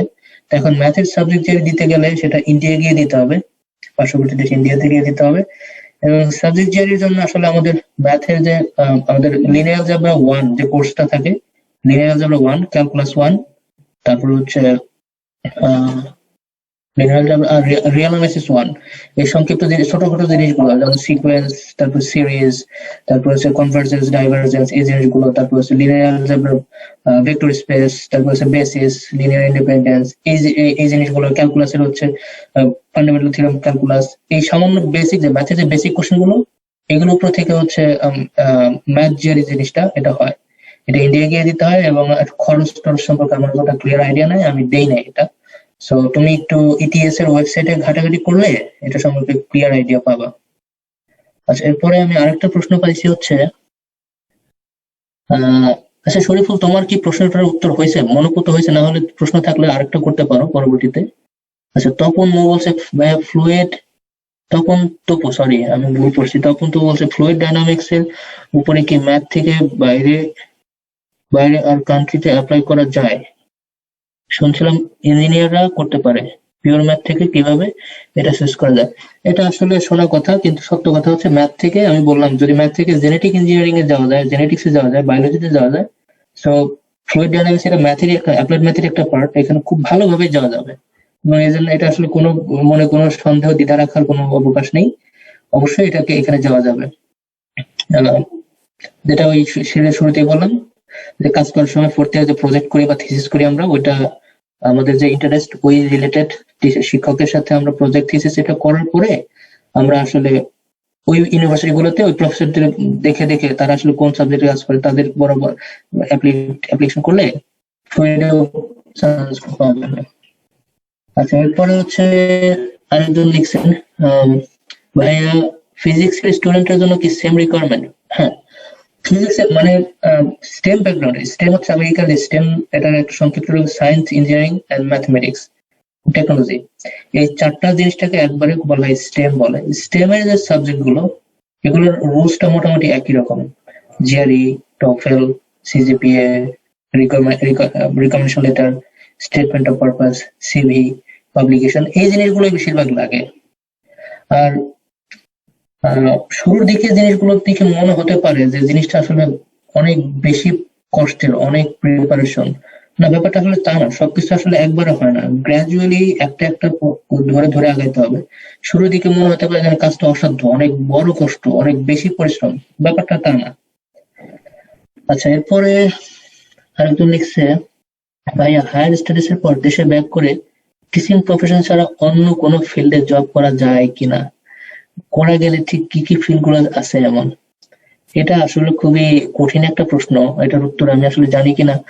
হ্যাঁ, আসলে ভবিষ্যতের ব্যাপারটা আসলে বলা যায় না। যদি বাংলাদেশের হায়ার স্টাডিজ করে যদি আমেরিকার মতো দেশে জব পাওয়া যায়, সেটা আসলে পৃথিবীর যে কোনো দেশে জব পাওয়া যাবে, সুতরাং হতাশ হওয়ার কিছু নাই। এখন ম্যাথের যে স্টুডেন্ট কেউ যদি পিএইচডি করে, হ্যাঁ, পিএইচডি করে নর্মালি মানুষ যত উপরের দিকে যাবে, তার আসলে জগৎটা আস্তে আস্তে ছোট হতে থাকবে, চাকরির জগৎটা। কেন, কিভাবে আমি বলি, আমি যদি পড়াশোনা না করতাম, আমি কিন্তু সমাজের যে কোনো কাজ করতে পারতাম লোয়ার লেভেলে, সেক্ষেত্রে আমার কিন্তু মানে স্যাম্পল স্পেসটা বেশি। কিন্তু তুমি যদি পিএইচডি করো ম্যাথে, ফর এক্সাম্পল, তুমি পিএইচডি করে কিন্তু তুমি একটা ব্যাংকের তুমি ক্যাশিয়ার, বা আমি ছোট করতেছি না, আমি জাস্ট বলতেছি ক্যাশিয়ার বা সিনিয়র অফিসার বা এক্সিকিউটিভ অফিসার, এই জিনিসগুলো কিন্তু তুমি করতে যাবে না। তো তুমি যখন পিএইচডি করো ম্যাথে, তোমার জব সেক্টরটা রিলেটিভলি একটু ছোট হয়ে যাবে। যত বেশি পড়াশোনা করবে তত বেশি মানে জব সেক্টরটা স্পেসিফিক হয়ে যাচ্ছে। হ্যাঁ, এখন তুমি যদি এখান থেকে মাস্টার্স বা পিএইচডি করে দেশে ব্যাক করো, ডেফিনেটলি তোমার জন্য সুযোগ আছে।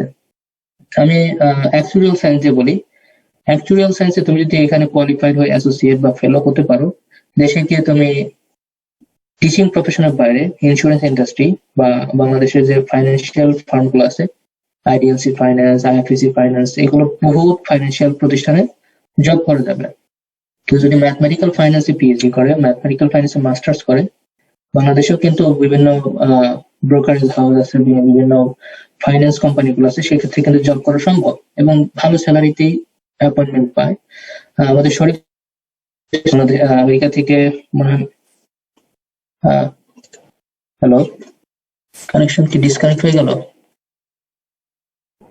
না রফিক, শুনতে পাচ্ছি সবাই। আচ্ছা, হ্যাঁ,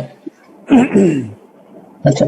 তো শরীফ স্যার এক স্টুডেন্ট, সে আমেরিকা থেকে ম্যাথমেটিক্যাল ফাইন্যান্সে মাস্টার্স করে বাংলাদেশে গিয়ে মনে হয় কোন একটা কোম্পানিতে জয়েন করছে, 1 লাখ টাকা স্যালারি স্টার্টিং এ জয়েন করছে। সো কেউ যদি কোয়ালিফাইড হয়, সেটা যে কোনো ফিল্ডেই হোক, দেশে ব্যাক করেও জব করা যাবে। বাংলাদেশে না হোক, পৃথিবীর যে কোনো দেশে মুখ খোলা, নর্থ আমেরিকান একটা ডিগ্রি থাকলে তার জব অবশ্যই হবে, সেটা টিচিং এ হোক বা ইন্ডাস্ট্রিতে হোক। আচ্ছা, এরপরের শরীফের মনে হয় আরেকটা কোশ্চেন ছিল, সাবজেক্ট জিআইতে কেমন স্কোর লাগে ভালো ভার্সিটিতে ফুল ফ্রি স্কলারশিপ পড়তে চাইলে, আর এজিআর এর জন্য কিভাবে পড়াশোনা করলে ভালো হয়? ভাইয়া, সত্যি কথা হচ্ছে সাবজেক্ট জিআর সম্পর্কে আমার পরিষ্কার ধারণা নাই। আমি যেটা বললাম যে ওই সাবজেক্ট গুলোই আসলে দেখতে হবে। আমাদের ফার্স্ট ইয়ার সেকেন্ড ইয়ারে বেসিক্যালি যে সাবজেক্ট গুলো আমরা পড়ি, ওই সাবজেক্ট থেকে কোশ্চেন গুলো হয়। সাবজেক্ট জিআর এর রেঞ্জটা আমার অতটা আইডিয়া নাই। তুমি যেটা হয় ওই ইটিএস এর ওয়েবসাইটটা একটু ঘাটাঘাটি করলে সাবজেক্ট জিআর ওরা একটা রেঞ্জ দিয়ে দেয় যে ম্যাথে এত মানে কোন সাবজেক্ট থেকে কত মার্ক ডিস্ট্রিবিউশনটা কিরকম ওটা থাকে। আর আমাদের জেনারেল জিআরতে যেমন তুমি অ্যাটেন্ড করলে 260 মানে 340 এর মধ্যে 260 তোমার বাই ডিফল্ট তুমি পেয়ে যাচ্ছ। সো সাবজেক্ট জিআরেও এরকম একটা বাই ডিফল্ট একটা স্কেলিং আছে। এর পরবর্তীতে কিছু মার্ক পেলে ওইটা একটা অ্যাড হিসেবে দেখে। তবে সাবজেক্ট জিআরটাকে অবশ্যই প্রেস্টিজিয়াস হিসেবে দেখে। অনেক ইউনিভার্সিটি আছে যারা আসলে আইভি লিগ ইউনিভার্সিটি যেগুলো আছে, আইভি লিগ হচ্ছে মানে নর্থ আমেরিকার যে টপ ক্যাটাগরি ইউনিভার্সিটি আছে, Yale university, Stanford, California, Berkeley, এই ধরনের কিছু ইউনিভার্সিটি আছে যেগুলো মানে একটু ব্রাহ্মণ শ্রেণীর বিশ্ববিদ্যালয় আমেরিকার। তো ওদেরও এখানে সাবজেক্ট জিআরই ছাড়া আসলে স্টুডেন্ট নেয় না, মিশিগান ইউনিভার্সিটি। তো ওইসব ইউনিভার্সিটিতে অ্যাপ্লাই করতে গেলে তোমার এই সাবজেক্ট জিআরই যদি থাকে, যে খুব ভালো স্কোর থাকতে হবে তা না, বাট সাবজেক্ট জিআরই দেওয়ার থাকলে ওরা ওইটাকে একটু প্লাস পয়েন্ট হিসেবে দেখে। আচ্ছা, এরপরে একজন লিখছে আমার ইমেল আইডি পাওয়া যাবে? হ্যাঁ, আমার ইমেল আইডি অবশ্যই আমি এখানে সবার জন্যই দিচ্ছি।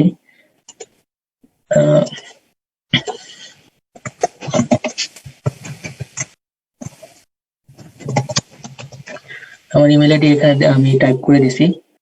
আচ্ছা, পরের প্রশ্নটা হচ্ছে আপনি শুরুতে যে এক্সামের কথা বলছিলেন, মানে যেটা আপনি 3 বার ট্রাই করেছিলেন, সেটা এক্সামটা কখন দিতে হয়, অনার্স এর আগে নাকি পরে?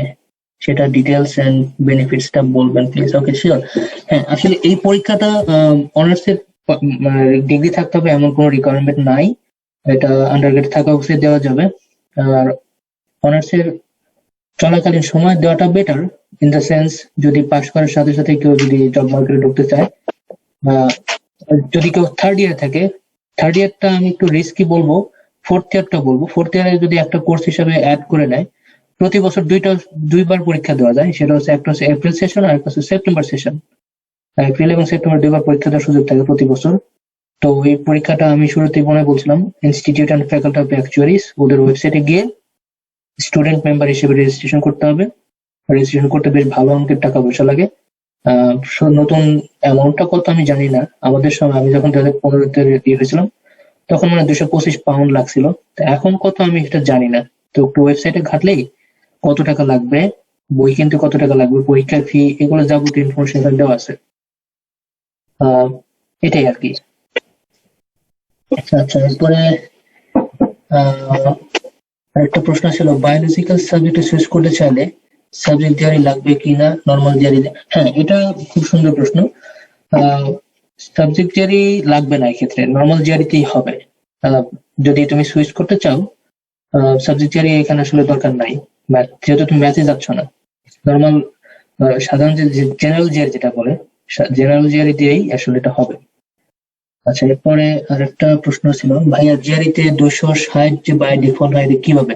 ভার্বাল 130 কন্টিনিউ না, এটা আসলে হ্যাঁ, ব্যাপারটা অনেকটা ওই রকমই। এটা স্কেলিং একটা সিস্টেম আছে, যে লগারিদমিক যে একটা স্কেল, তারপর হচ্ছে binary scale, sorry decimal scale বা বাইনারি অক্টাল, এগুলো যে আমরা একটা কনভার্সন একটা সিস্টেম করি, জিআরই ওদের একটা নিজস্ব একটা স্কেল আছে। কেউ যদি পরীক্ষা জাস্ট অ্যাটেন্ডও করে, কোনো কিছু নাও পারে, তারপরে সে 260 পাবে। তো এর পরবর্তী প্রশ্নগুলো, সব প্রশ্নের মান আবার একই রকম হয় না। পরীক্ষাগুলো দিলে গ্রাজুয়ালি ওরা আসলে ওদের এক এক প্রশ্নের মান এক এক রকম থাকে। তো মার্ক ডিস্ট্রিবিউশনটা এরকম, কোয়ান্টিটেটিভ পার্ট যেটা ম্যাথ পার্ট যেটা আমরা বলি, এতে 170, আর ভার্বাল পার্ট যেটা ইংলিশ যেটা, এর মধ্যে 170, 340। তো তোমাদের আসলে চেষ্টা করা উচিত যত ভালো করা সম্ভব। ভালো তো আসলে শেষ নাই, যত ভালো সম্ভব। এখন একবার যে কম পাইলে শেষ হয়ে যাবে সবকিছু তা না, মানে 310, 15, 20, আমাদের ম্যাথ ডিপার্টমেন্টে কিন্তু 330 পর্যন্ত স্ট্যাটাস স্কোর আছে। আচ্ছা, আমার মনে হয় প্রশ্ন আমি আর দেখতে পাচ্ছি না। কেউ যদি কিছু কোনো বলতে চাচ্ছ বলতে পারো। আচ্ছা, আরেকটা প্রশ্ন, আপনার জীবনে কোনো বিশেষ আপস এন্ড ডাউনস আছে, তা থেকে কিভাবে মোটিভেট হয়েছে? আচ্ছা, এটা আসলে আমার জীবনের আপস এন্ড ডাউনস আমি আসলে কিভাবে বলবো, এটা আমার যতটুকু সফলতা তার চেয়ে আছে 100 গুণ বেশি বিফলতা। আমি প্রথমবার 2বার যখন দিলাম, আমি তো 2বার পাস করতে পারি নাই, পাস করতে পারলাম না। দেন তো পাস করতে না পারার কারণে তো তখন তো আসলে দেওয়ালে পিছিয়ে গেছে, আমার আসলে কিছু করার নাই। পরীক্ষা যেহেতু মাঠে নামছি, দেখি চেষ্টা করে কি হয়, কারণ চাকরি তো করতে হবে বা বাইরে যেতে হবে। আমি শেষ চেষ্টা করে চাচ্ছিলাম যে আমি একটু শেষবারের মতো চেষ্টা করে দেখি আসলে হয় কিনা, না হলে এবার না করলে বাদ। তো তৃতীয়বার আসলে আমি পাস করে ফেলছি। আচ্ছা, আরেকটা প্রশ্ন ছিল, সাবজেক্ট জিআরই আর নর্মাল জিআরই পার্থক্য কি? খুবই সুন্দর একটা প্রশ্ন। সাবজেক্ট জিআরইটা সেখানে শুধু ম্যাথের উপর প্রশ্নটা হবে, এবং যে ম্যাথটা শুধু ম্যাথের স্টুডেন্টরাই পাবে। যেমন ভেক্টর স্পেসটা কি, লিনিয়ার ইন্ডিপেন্ডেন্সটা কি, কোন একটা সেট অফ ভেক্টর দিয়ে দেবে এটা লিনিয়ারলি ইন্ডিপেন্ডেন্ট কিনা, বা হচ্ছে বেসিস কি জিনিস, অথবা সিকোয়েন্স কি জিনিস। এই জিনিসগুলো কিন্তু ম্যাথের যারা স্টুডেন্ট পার্টিকুলারলি তারাই পারবে, কিন্তু যারা ধরো সাইকোলজি স্টুডেন্ট বা বায়োলজি বোটানির একটা স্টুডেন্ট, ও কিন্তু এটা পারবে না। কিন্তু ও যদি বলে 15% 10% কত, এই ধরনের যে ম্যাথ গুলো যেগুলো আসলে আমরা ব্যাংকে বা আইবি এর পরীক্ষাগুলো যেগুলো আসলে থাকে, ওই ধরনের ক্রিটিক্যাল যে কোশ্চেন গুলো, ওই কোশ্চেন প্লাস হচ্ছে ভার্বাল, যখন এই জিনিস, এই দুইটা জিনিস যে জিআরইতে থাকে সেটা হচ্ছে জেনারেল জিআরই। আর ম্যাথ জিআরইতে শুধু ম্যাথের জিনিসগুলো থাকে, সেটা হচ্ছে একটা 700 মার্কের একটা পরীক্ষা হয়। হ্যাঁ, তো সেখানে ওই মানে অ্যাডভান্স লেভেলে ম্যাথ থাকে।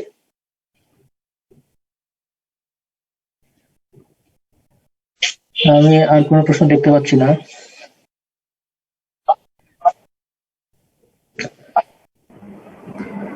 ওয়েল, আমার মনে হয় মানে আমার স্টুডেন্ট যারা, তারা মানে মেজরিটি তোমার যে যত সুন্দরভাবে জিনিসগুলো এক্সপ্লেন করছো, ওরা মোটামুটি আন্ডারস্ট্যান্ড করে ফেলছে। আর আর আর কি কেউ কোনো প্রশ্ন করতে চাও?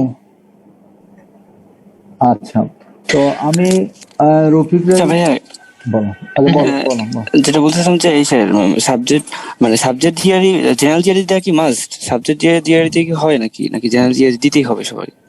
না, জেনারেল জিআরই এখন তুমি যদি ম্যাথে অ্যাপ্লাই করতে চাও, শুধু ম্যাথ পিএইচডি তে, সেক্ষেত্রে তোমার যদি সাবজেক্ট জিআরই থাকে তাহলে তোমার জেনারেল জিআরই লাগবে না। যদি ম্যাথের বাইরে কোথাও অ্যাপ্লাই করতে চাও, লাইক তুমি যদি স্ট্যাটিস্টিক্স অ্যাপ্লাই করতে যাও, সেক্ষেত্রে তোমার সাবজেক্ট জিআরই থাকলেও আমার মনে হয় তোমার জেনারেল জিআরইটা লাগবে না।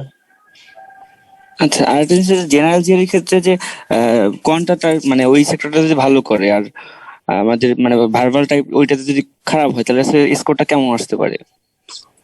এখন আমারটা যদি আমি বলি, আমি তো যদিও টার্গেট ছিল যে 170-170 পাবো, কিন্তু সেটা তো পাই নাই, একটু কম পাইছি, লাইক 164 পাইছিলাম। আর হচ্ছে আমি ভার্বাল পার্টি হচ্ছে মানে আমি যা পাইছি বোনাস, ওখানে পেয়েছিলাম 143। সো তাতে আমার টোটাল স্কোর ছিল 307-এর মতো, তাতে কিন্তু আমি আসলে ফান্ডিং পাইছি, সমস্যা হয় নাই। সো যত ভালো করা যায় ভালো, কিন্তু খারাপ হলে যে শেষ সব তা না। আচ্ছা, আমি আরেকটা প্রশ্ন এখানে দেখলাম, ভাই ইউএস থেকে ক্রেডিট ট্রান্সফার সিস্টেম আছে, মানে কেউ যদি এখানে সেকেন্ড ইয়ারের পর ওখানে থার্ড ইয়ার পড়তে চায়, এটা কি পসিবল? এটা আসলে আমাদের ঢাকা বিশ্ববিদ্যালয় থেকে সম্ভব না, অন্যান্য বিশ্ববিদ্যালয় যেগুলো আছে সেখান থেকে সম্ভব হতে পারে, যেমন নর্থ সাউথ বা প্রাইভেট বিশ্ববিদ্যালয় যেগুলো, এগুলো এরকম কোলাবোরেশন থাকে, কিন্তু আমাদের ঢাকা বিশ্ববিদ্যালয়ের সাথে এরকম ক্রেডিট ট্রান্সফারের কোনো সিস্টেম আমার জানার মতো নাই। স্যার হয়তো আরো ভালো বলতে পারবেন।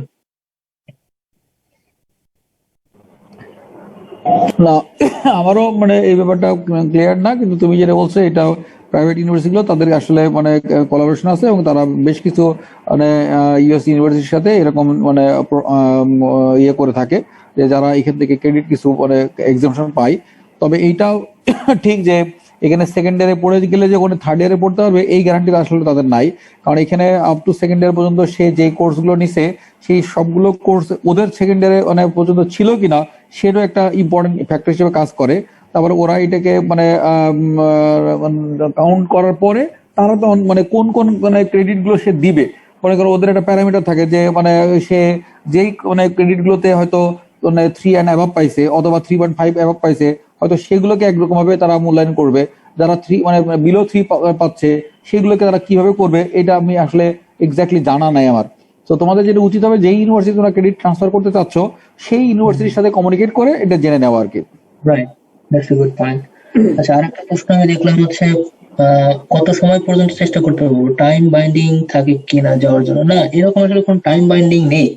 আমাদের ম্যাথ ডিপার্টমেন্টের অনেক বড় ভাই আছেন যারা আসলে বাংলাদেশে 5-10 বছর চাকরি করার পরেও তখন হঠাৎ করে মনে হচ্ছে না আমি আসলে বাইরে হাই স্টাডিজে যাওয়া দরকার। অনেকে ব্যাংকে চাকরি করে সংসার টংসার শুরু করে দিয়ে তো অনেকে চলে আসছে, আবার অনেকে বিসিএস এডুকেশন ক্যাডার হয়ে বা অন্যান্য ক্যাডার হওয়ার পরেও অনেকে চলে আসছে। মানে যার যখন ইচ্ছা হয় যে না আমি একটু হায়ার স্টাডিজ করা দরকার বা আমি একটু আমেরিকার দেশ দেখতে চাই, অনেকেই চলে আসে। আচ্ছা, কোনো টাইম বাইন্ডিং নেই, যে কোনো সময় পরীক্ষা দেওয়া যাবে। আর পরের প্রশ্ন হচ্ছে ভাইয়া, ফ্লুইড ডায়নামিক্স এর জন্য কি ম্যাথ জিআরই দিলেই হবে?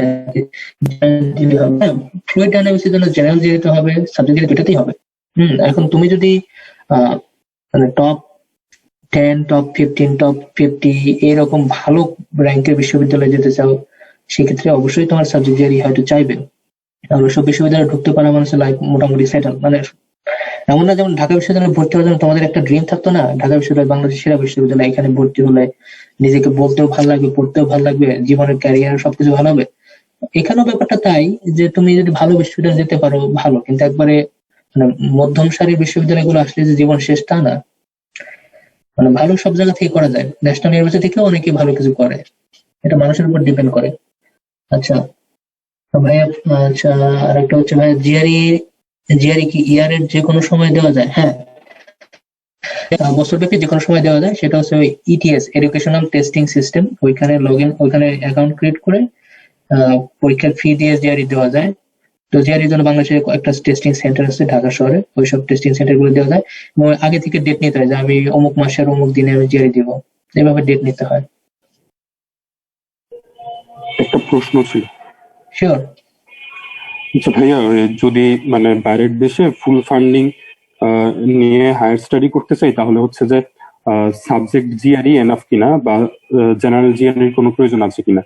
আর হচ্ছে গিয়ে সাবজেক্ট জিআরইর পাশাপাশি কোনো এক্সট্রা কোনো কিছু অর্জনে থাকতে হবে কিনা, মানে আমাকে কি এখন থেকে না, বুঝতে পারছি, প্রশ্নটা খুব সুন্দর প্রশ্ন। আসলে আমেরিকাতে ফান্ডিংটা কিভাবে দেয়? ফান্ডিংটা দেয় হচ্ছে দুইটা। আমরা স্টুডেন্টরা এখানে, মানে স্টুডেন্ট এবং একই সাথে এমপ্লয়ি। আমরা এখানে আমি কাজ করি হচ্ছে গ্রাজুয়েট টিচিং অ্যাসিস্ট্যান্ট হিসাবে। অনেকে হয়তো রিসার্চ অ্যাসিস্ট্যান্ট হিসেবে আসতে পারে।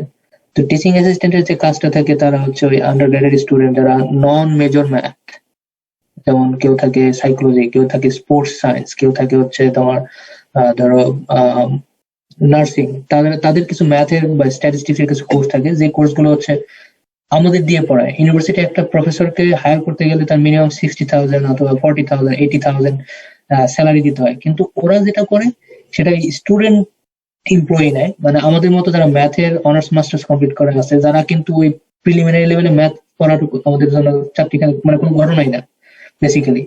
তো এই কারণে হচ্ছে আমাদের নেয়। তো এখন তুমি যেটা প্রশ্ন করলা যে সাবজেক্ট জিআরই বা জেনারেল জিআরই পাশাপাশি আর কিছু লাগবে কি না, হ্যাঁ, তোমার যদি আর কিছু থাকে ভালো, কিন্তু না থাকলে যে না হবে না তা না। তোমার যদি সাবজেক্ট জিআরই থাকে, তুমি যদি ম্যাথে আসতে চাও, সাবজেক্ট জিআরই থাকলে তোমার অনেক প্লাস পয়েন্ট, কিন্তু তোমার জেনারেল জিআরই দিয়েও হবে। আমাদের বাংলাদেশ থেকে এই পর্যন্ত আমেরিকায় যতগুলো স্টুডেন্ট আসছে, কেউ সাবজেক্ট জিআরই দিয়ে আসে নাই। এখানে আসার পরে হয়তো অনেকেই সাবজেক্ট জিআরই দিছে, কিন্তু বাংলাদেশ থেকে আমাদের আমরা 2018 সালে 20 জনের মতো আসছি, কেউই সাবজেক্ট জিআরই দেয় নাই। তো সাবজেক্ট জিআরই থাকলে ভালো, না থাকলেও হবে। আচ্ছা, আরেকটা হচ্ছে ভাই, ম্যাথ থেকে ডেটা সায়েন্সে সুইচ করার অপরচুনিটি কেমন? এই ক্ষেত্রে কোনো ব্যাকগ্রাউন্ড লাগবে কিনা? খুবই সুন্দর প্রশ্ন। আমার যে বর্তমান রুমমেট, আমাদের পাশের রুমে আছে, ও হচ্ছে আমার ফ্রেন্ড, আমাদের ম্যাথ ডিপার্টমেন্ট চন্দ্রশেখর কুন্ডু। ও আমাদের ইউনিভার্সিটি, আমরা দুই বন্ধু এক ইউনিভার্সিটিতে আছি। ও এখানে ডেটা সায়েন্স আছে। ও কিন্তু বাংলাদেশ থেকে ম্যাথেই আসলে ওর অনার্স মাস্টার্স করা, অ্যাপ্লাইড ম্যাথও না। তো ও যেটা করছে, সে এখানে এসে ওয়েস্টার্ন কেন্টাকি ইউনিভার্সিটিতে একটা মাস্টার্স করছে স্ট্যাটিস্টিক্সে। স্ট্যাটিস্টিক্স না, ওটা ম্যাথ, কম্পিটিশনাল ম্যাথমেটিক্স ছিল। কম্পিটিশনাল ম্যাথে এখানে মাস্টার্স করে এখন সে কিন্তু এখন এখানে ডেটা সায়েন্সে আছে। আর তারপরে আমি শুরুতে আর একটা এক্সাম্পল দিয়েছিলাম যে ভাই 2.6 ছিল তার অনার্সের সিজিপিএ, এবং যে সে যখন রিকমেন্ডেশন লেটার জন্য ঘুরছে টিচারদের পিছনে, অনেকেই বলছে তোমার যে রেজাল্ট, তোমার তো বাপু আমেরিকা গিয়ে কাজ নাই, কিন্তু তার আলহামদুলিল্লাহ সে ভালো করতেছে। তারপরে আরেকজন বলছে যে ভাইয়া, just forget to ask you then that to study gap affect getting visa or getting a scholarship? No, it doesn't affect at all. তোমার যদি আমেরিকাতে আমার কয়েকটি স্টুডেন্ট ছিল, আমি যখন ইয়াংস্টাউন স্টেটে পড়াইতাম, আমার একটা স্টুডেন্ট ছিল যার বয়স হচ্ছে 55। সে আসলে একটা সময় তার পড়াশোনার প্রচন্ড ইচ্ছা ছিল, সংসারের দারিদ্রতার কারণে পড়াশোনা করতে পারে নাই। এখন সে জব করে, এখন টাকা পয়সা আছে, এখন সে ব্যাক করছে। আমেরিকায় যে কোনো বয়সে, যে কোনো সময়, যে কোনো জবে, যে কোনো পড়াশোনা শুরু করা যায়। এটা হচ্ছে সবচেয়ে আমেরিকা, এই জন্য কান্ট্রি অফ অপরচুনিটিস। আচ্ছা, এরপরে আরেকটা প্রশ্ন হচ্ছে, ভাইয়া ইউএসএ তে মাস্টার্স করার প্রসেসটা কি? একই প্রসেস ভাইয়া, এটা ওই জিআরই, টোফেল, আইএলস বা TOEFL or IELTS, not and or condition.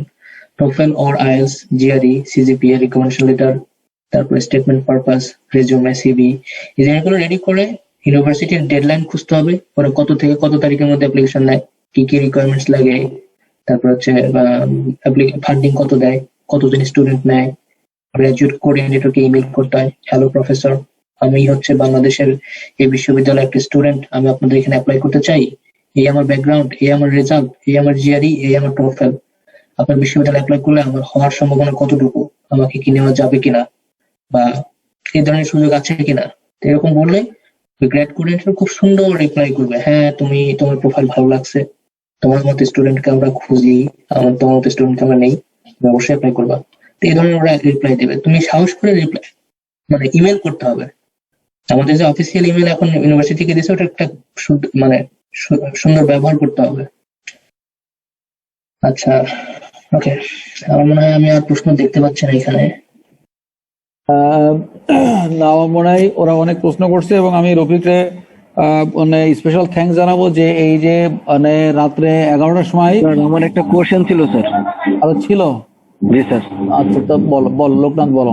আমার কোশ্চেনটা হচ্ছে স্যার, আমরা আমাদের দেশের স্টাডিতে এসএসসি এইচএসসি তে যেমন সায়েন্স সেক্টর থেকে আর্টস কমার্স সেক্টরে যেতে পারি, তো পিএইচডি লেভেলে যে আমরা অ্যাব্রোডের যে ইউনিভার্সিটি গুলো আছে ওইখানে সায়েন্স থেকে আর্টস সেক্টরে যে সাবজেক্ট গুলা অ্যাজ লাইক স্যার ফিলোসফি, তারপরে হচ্ছে লিটারেচার, এই সাবজেক্ট গুলাতে সুইচ করার কোনো অপশন থাকে কিনা? আমেরিকাতে আমি শুরুতেই বললাম যে আমেরিকাতে যে কেউ চাইলে যে কোনো সাবজেক্টে যাওয়া যাবে। এখন কেউ যদি মেডিকেলও যেতে চায়, টু বি অনেস্ট উইথ, মেডিকেলও যাওয়া সম্ভব। বাংলাদেশ থেকে বুয়েট থেকে এক আপা আসছিল, এখানে বাংলাদেশে আসছিল, সে এই আমেরিকাতে আসছিল। সে এখানে বুয়েট থেকে এসে এখানে পিএইচডি করার পরে তার হঠাৎ করে মনে হচ্ছে তার একটু মেডিকেল প্রফেশনে যাওয়া দরকার, এবং পরবর্তী সে ট্র্যাক চেঞ্জ করে, মানে পিএইচডি শেষ করার পরে মেডিকেল সায়েন্স আর একটা ডিগ্রি নিয়ে সেখানে আমেরিকার one of the best doctor. যে কোনো কিছু করা সম্ভব। তবে সরাসরি এটা আসলে মানে অতিরঞ্জিত করা ঠিক না। সরাসরি বাংলাদেশ থেকে তুমি চাইলেই তুমি মেডিকেলে তুমি অ্যাপ্লাই করবা, বা ধরো তুমি হিস্ট্রিতে অ্যাপ্লাই করবা, বা তুমি হচ্ছে তোমার লিটারেচারে অ্যাপ্লাই করবা, এটা না হওয়ার সম্ভাবনা বেশি, কারণ তোমার ওই রিলেটেড কোর্স ওয়ার্ক বা পর্যাপ্ত ব্যাকগ্রাউন্ড তোমার ওই মুহূর্তে হয়তো নাই। একটা রিলেভেন্স থাকবে, কোনো একটা তোমার একটা মানে মোমেন্টাম থাকতে হবে, যে না এর একটা মোমেন্টাম আছে, এর পিছনে ব্যাকগ্রাউন্ড ভালো, এই রিলেটেড ইন্টারেস্ট আছে, এই রিলেটেড যথেষ্ট ইয়ে আছে। জি ভাইয়া, বুঝতে পারছি। আমার মনে হয় যে আজকে রফিক আমাদেরকে অনেক সময় দিয়েছে, এবং এই রফিকের এখন রাত্র বাজে 1টা বা 1:30 মতন বেজে গেছে রফিকের ওখানে। এই যে 2টা বাজে স্যার। 2টা বাজে, এই যে রফিক আমাদেরকে রাত জেগে মানে আমাদের সময় দিল, এই জন্য আমরা আসলে আমার ম্যাথ ডিপার্টমেন্টের পক্ষ থেকে, আমার স্টুডেন্টের পক্ষ থেকে আমি রফিককে স্পেশাল ভাবে ধন্যবাদ জানাচ্ছি। এবং আমি মানে আসলে আমি মনে করি যে আমাদের স্টুডেন্ট যারা দেশের বিভিন্ন জায়গায় মানে পৃথিবীর বিভিন্ন জায়গায় আছে, তারা যদি আমাদের মাঝে মাঝে একটু সময় দেয়, তাহলে আমাদের স্টুডেন্টরা মোটিভেটেড হয়, অ্যাজ ওয়েল অ্যাজ আমরা টিচাররাও একটু মানে এনকারেজ ফিল করি যে না আমাদের স্টুডেন্টরা মানে আমাদের মানে দেশের প্রতি তাদের একটা ফিলিংস থেকে তারা কিছুটা হেল্প করতেছে আর কি। তো আমি রফিকের মাধ্যমে সবাইকেই রিকোয়েস্ট করবো যে যারা তোরা পরবর্তীতে বাইরে যাওয়া, তাদের উচিত হবে যে রফিক আজকে যে এই মূল্যবান কথাগুলো বললো, সেগুলো স্পেশালি আসলে 3rd ইয়ারের পর থেকেই আমাদের মাথার মধ্যে নিয়ে আসতে হবে যে আমাদের বাইরে যেতে গেলে 4th ইয়ার থেকে আমাদের প্রিপারেশন শুরু করতে হবে। তো আর এই রফিকের নাম্বার তো তোমার কাছে থাকলো, তবে আমি আবার এটাও রিকোয়েস্ট করবো যে তোমরা আননেসেসারি রফিককে নক করবা না, কারণ ওর এখন প্রচুর পড়াশুনো, প্রচুর প্রেশার। হ্যাঁ, তোমরা মানে ইমেল করে রাখতে পারো, রফিক হয়তো তার সুবিধা মতো সময়ে তোমাদেরকে রেসপন্স করবেন, বাট তোমরা মানে আননেসেসারি ফেসবুকে নক করলা বা তাদেরকে চ্যাট করে ডিস্টার্ব করলা, এই কাজগুলো তোমরা করবে না। আর আমিও রফিককে রিকোয়েস্ট করবো যে তোমরা তুমি যদি মাঝে মাঝে আমাদেরকে এই বছরে যদি মানে তোমার মানে লেজার টাইমে আমাদেরকে কিছু সময় দাও, তাহলে এটা একটা সিএসআর প্রোগ্রাম হবে, যার মাধ্যমে আমাদের কান্ট্রি স্টুডেন্টরা বেনিফিটেড হবে। And thank you so much. মানে আর আমরা দোয়া করতেছি যে তুমি যেন মানে শর্টেস্ট পসিবল টাইমে তুমি তোমার পিএইচডি কমপ্লিট করতে পারো, করে প্রফেশনাল লাইফে সাকসেসফুল হতে পারো, এই দোয়া করতেছি সবাই মিলে তোমার জন্য আর কি। Thank you sir, thank you so much. আমাকে আজকে এই কথাগুলো সুযোগ দেওয়ার জন্য আমি আসলে কৃতজ্ঞ আপনার কাছে। ছোট ভাই আমাদের কাছে আমার তথ্যগুলো পৌঁছা দিতে পারছে, আমার ভালো লাগছে, এবং আমি সবার সুন্দর সুস্বাস্থ্য কামনা করি, এবং সবাই যেন ভালো থাকে, নিরাপদ থাকে। ওকে ওকে, ঠিক আছে, আল্লাহ হাফেজ। সবাইকে তোমাদের ধন্যবাদ জানাচ্ছি। ওকে, আল্লাহ আল্লাহ হাফেজ। গুড নাইট ভাইয়া। Good night, thank you.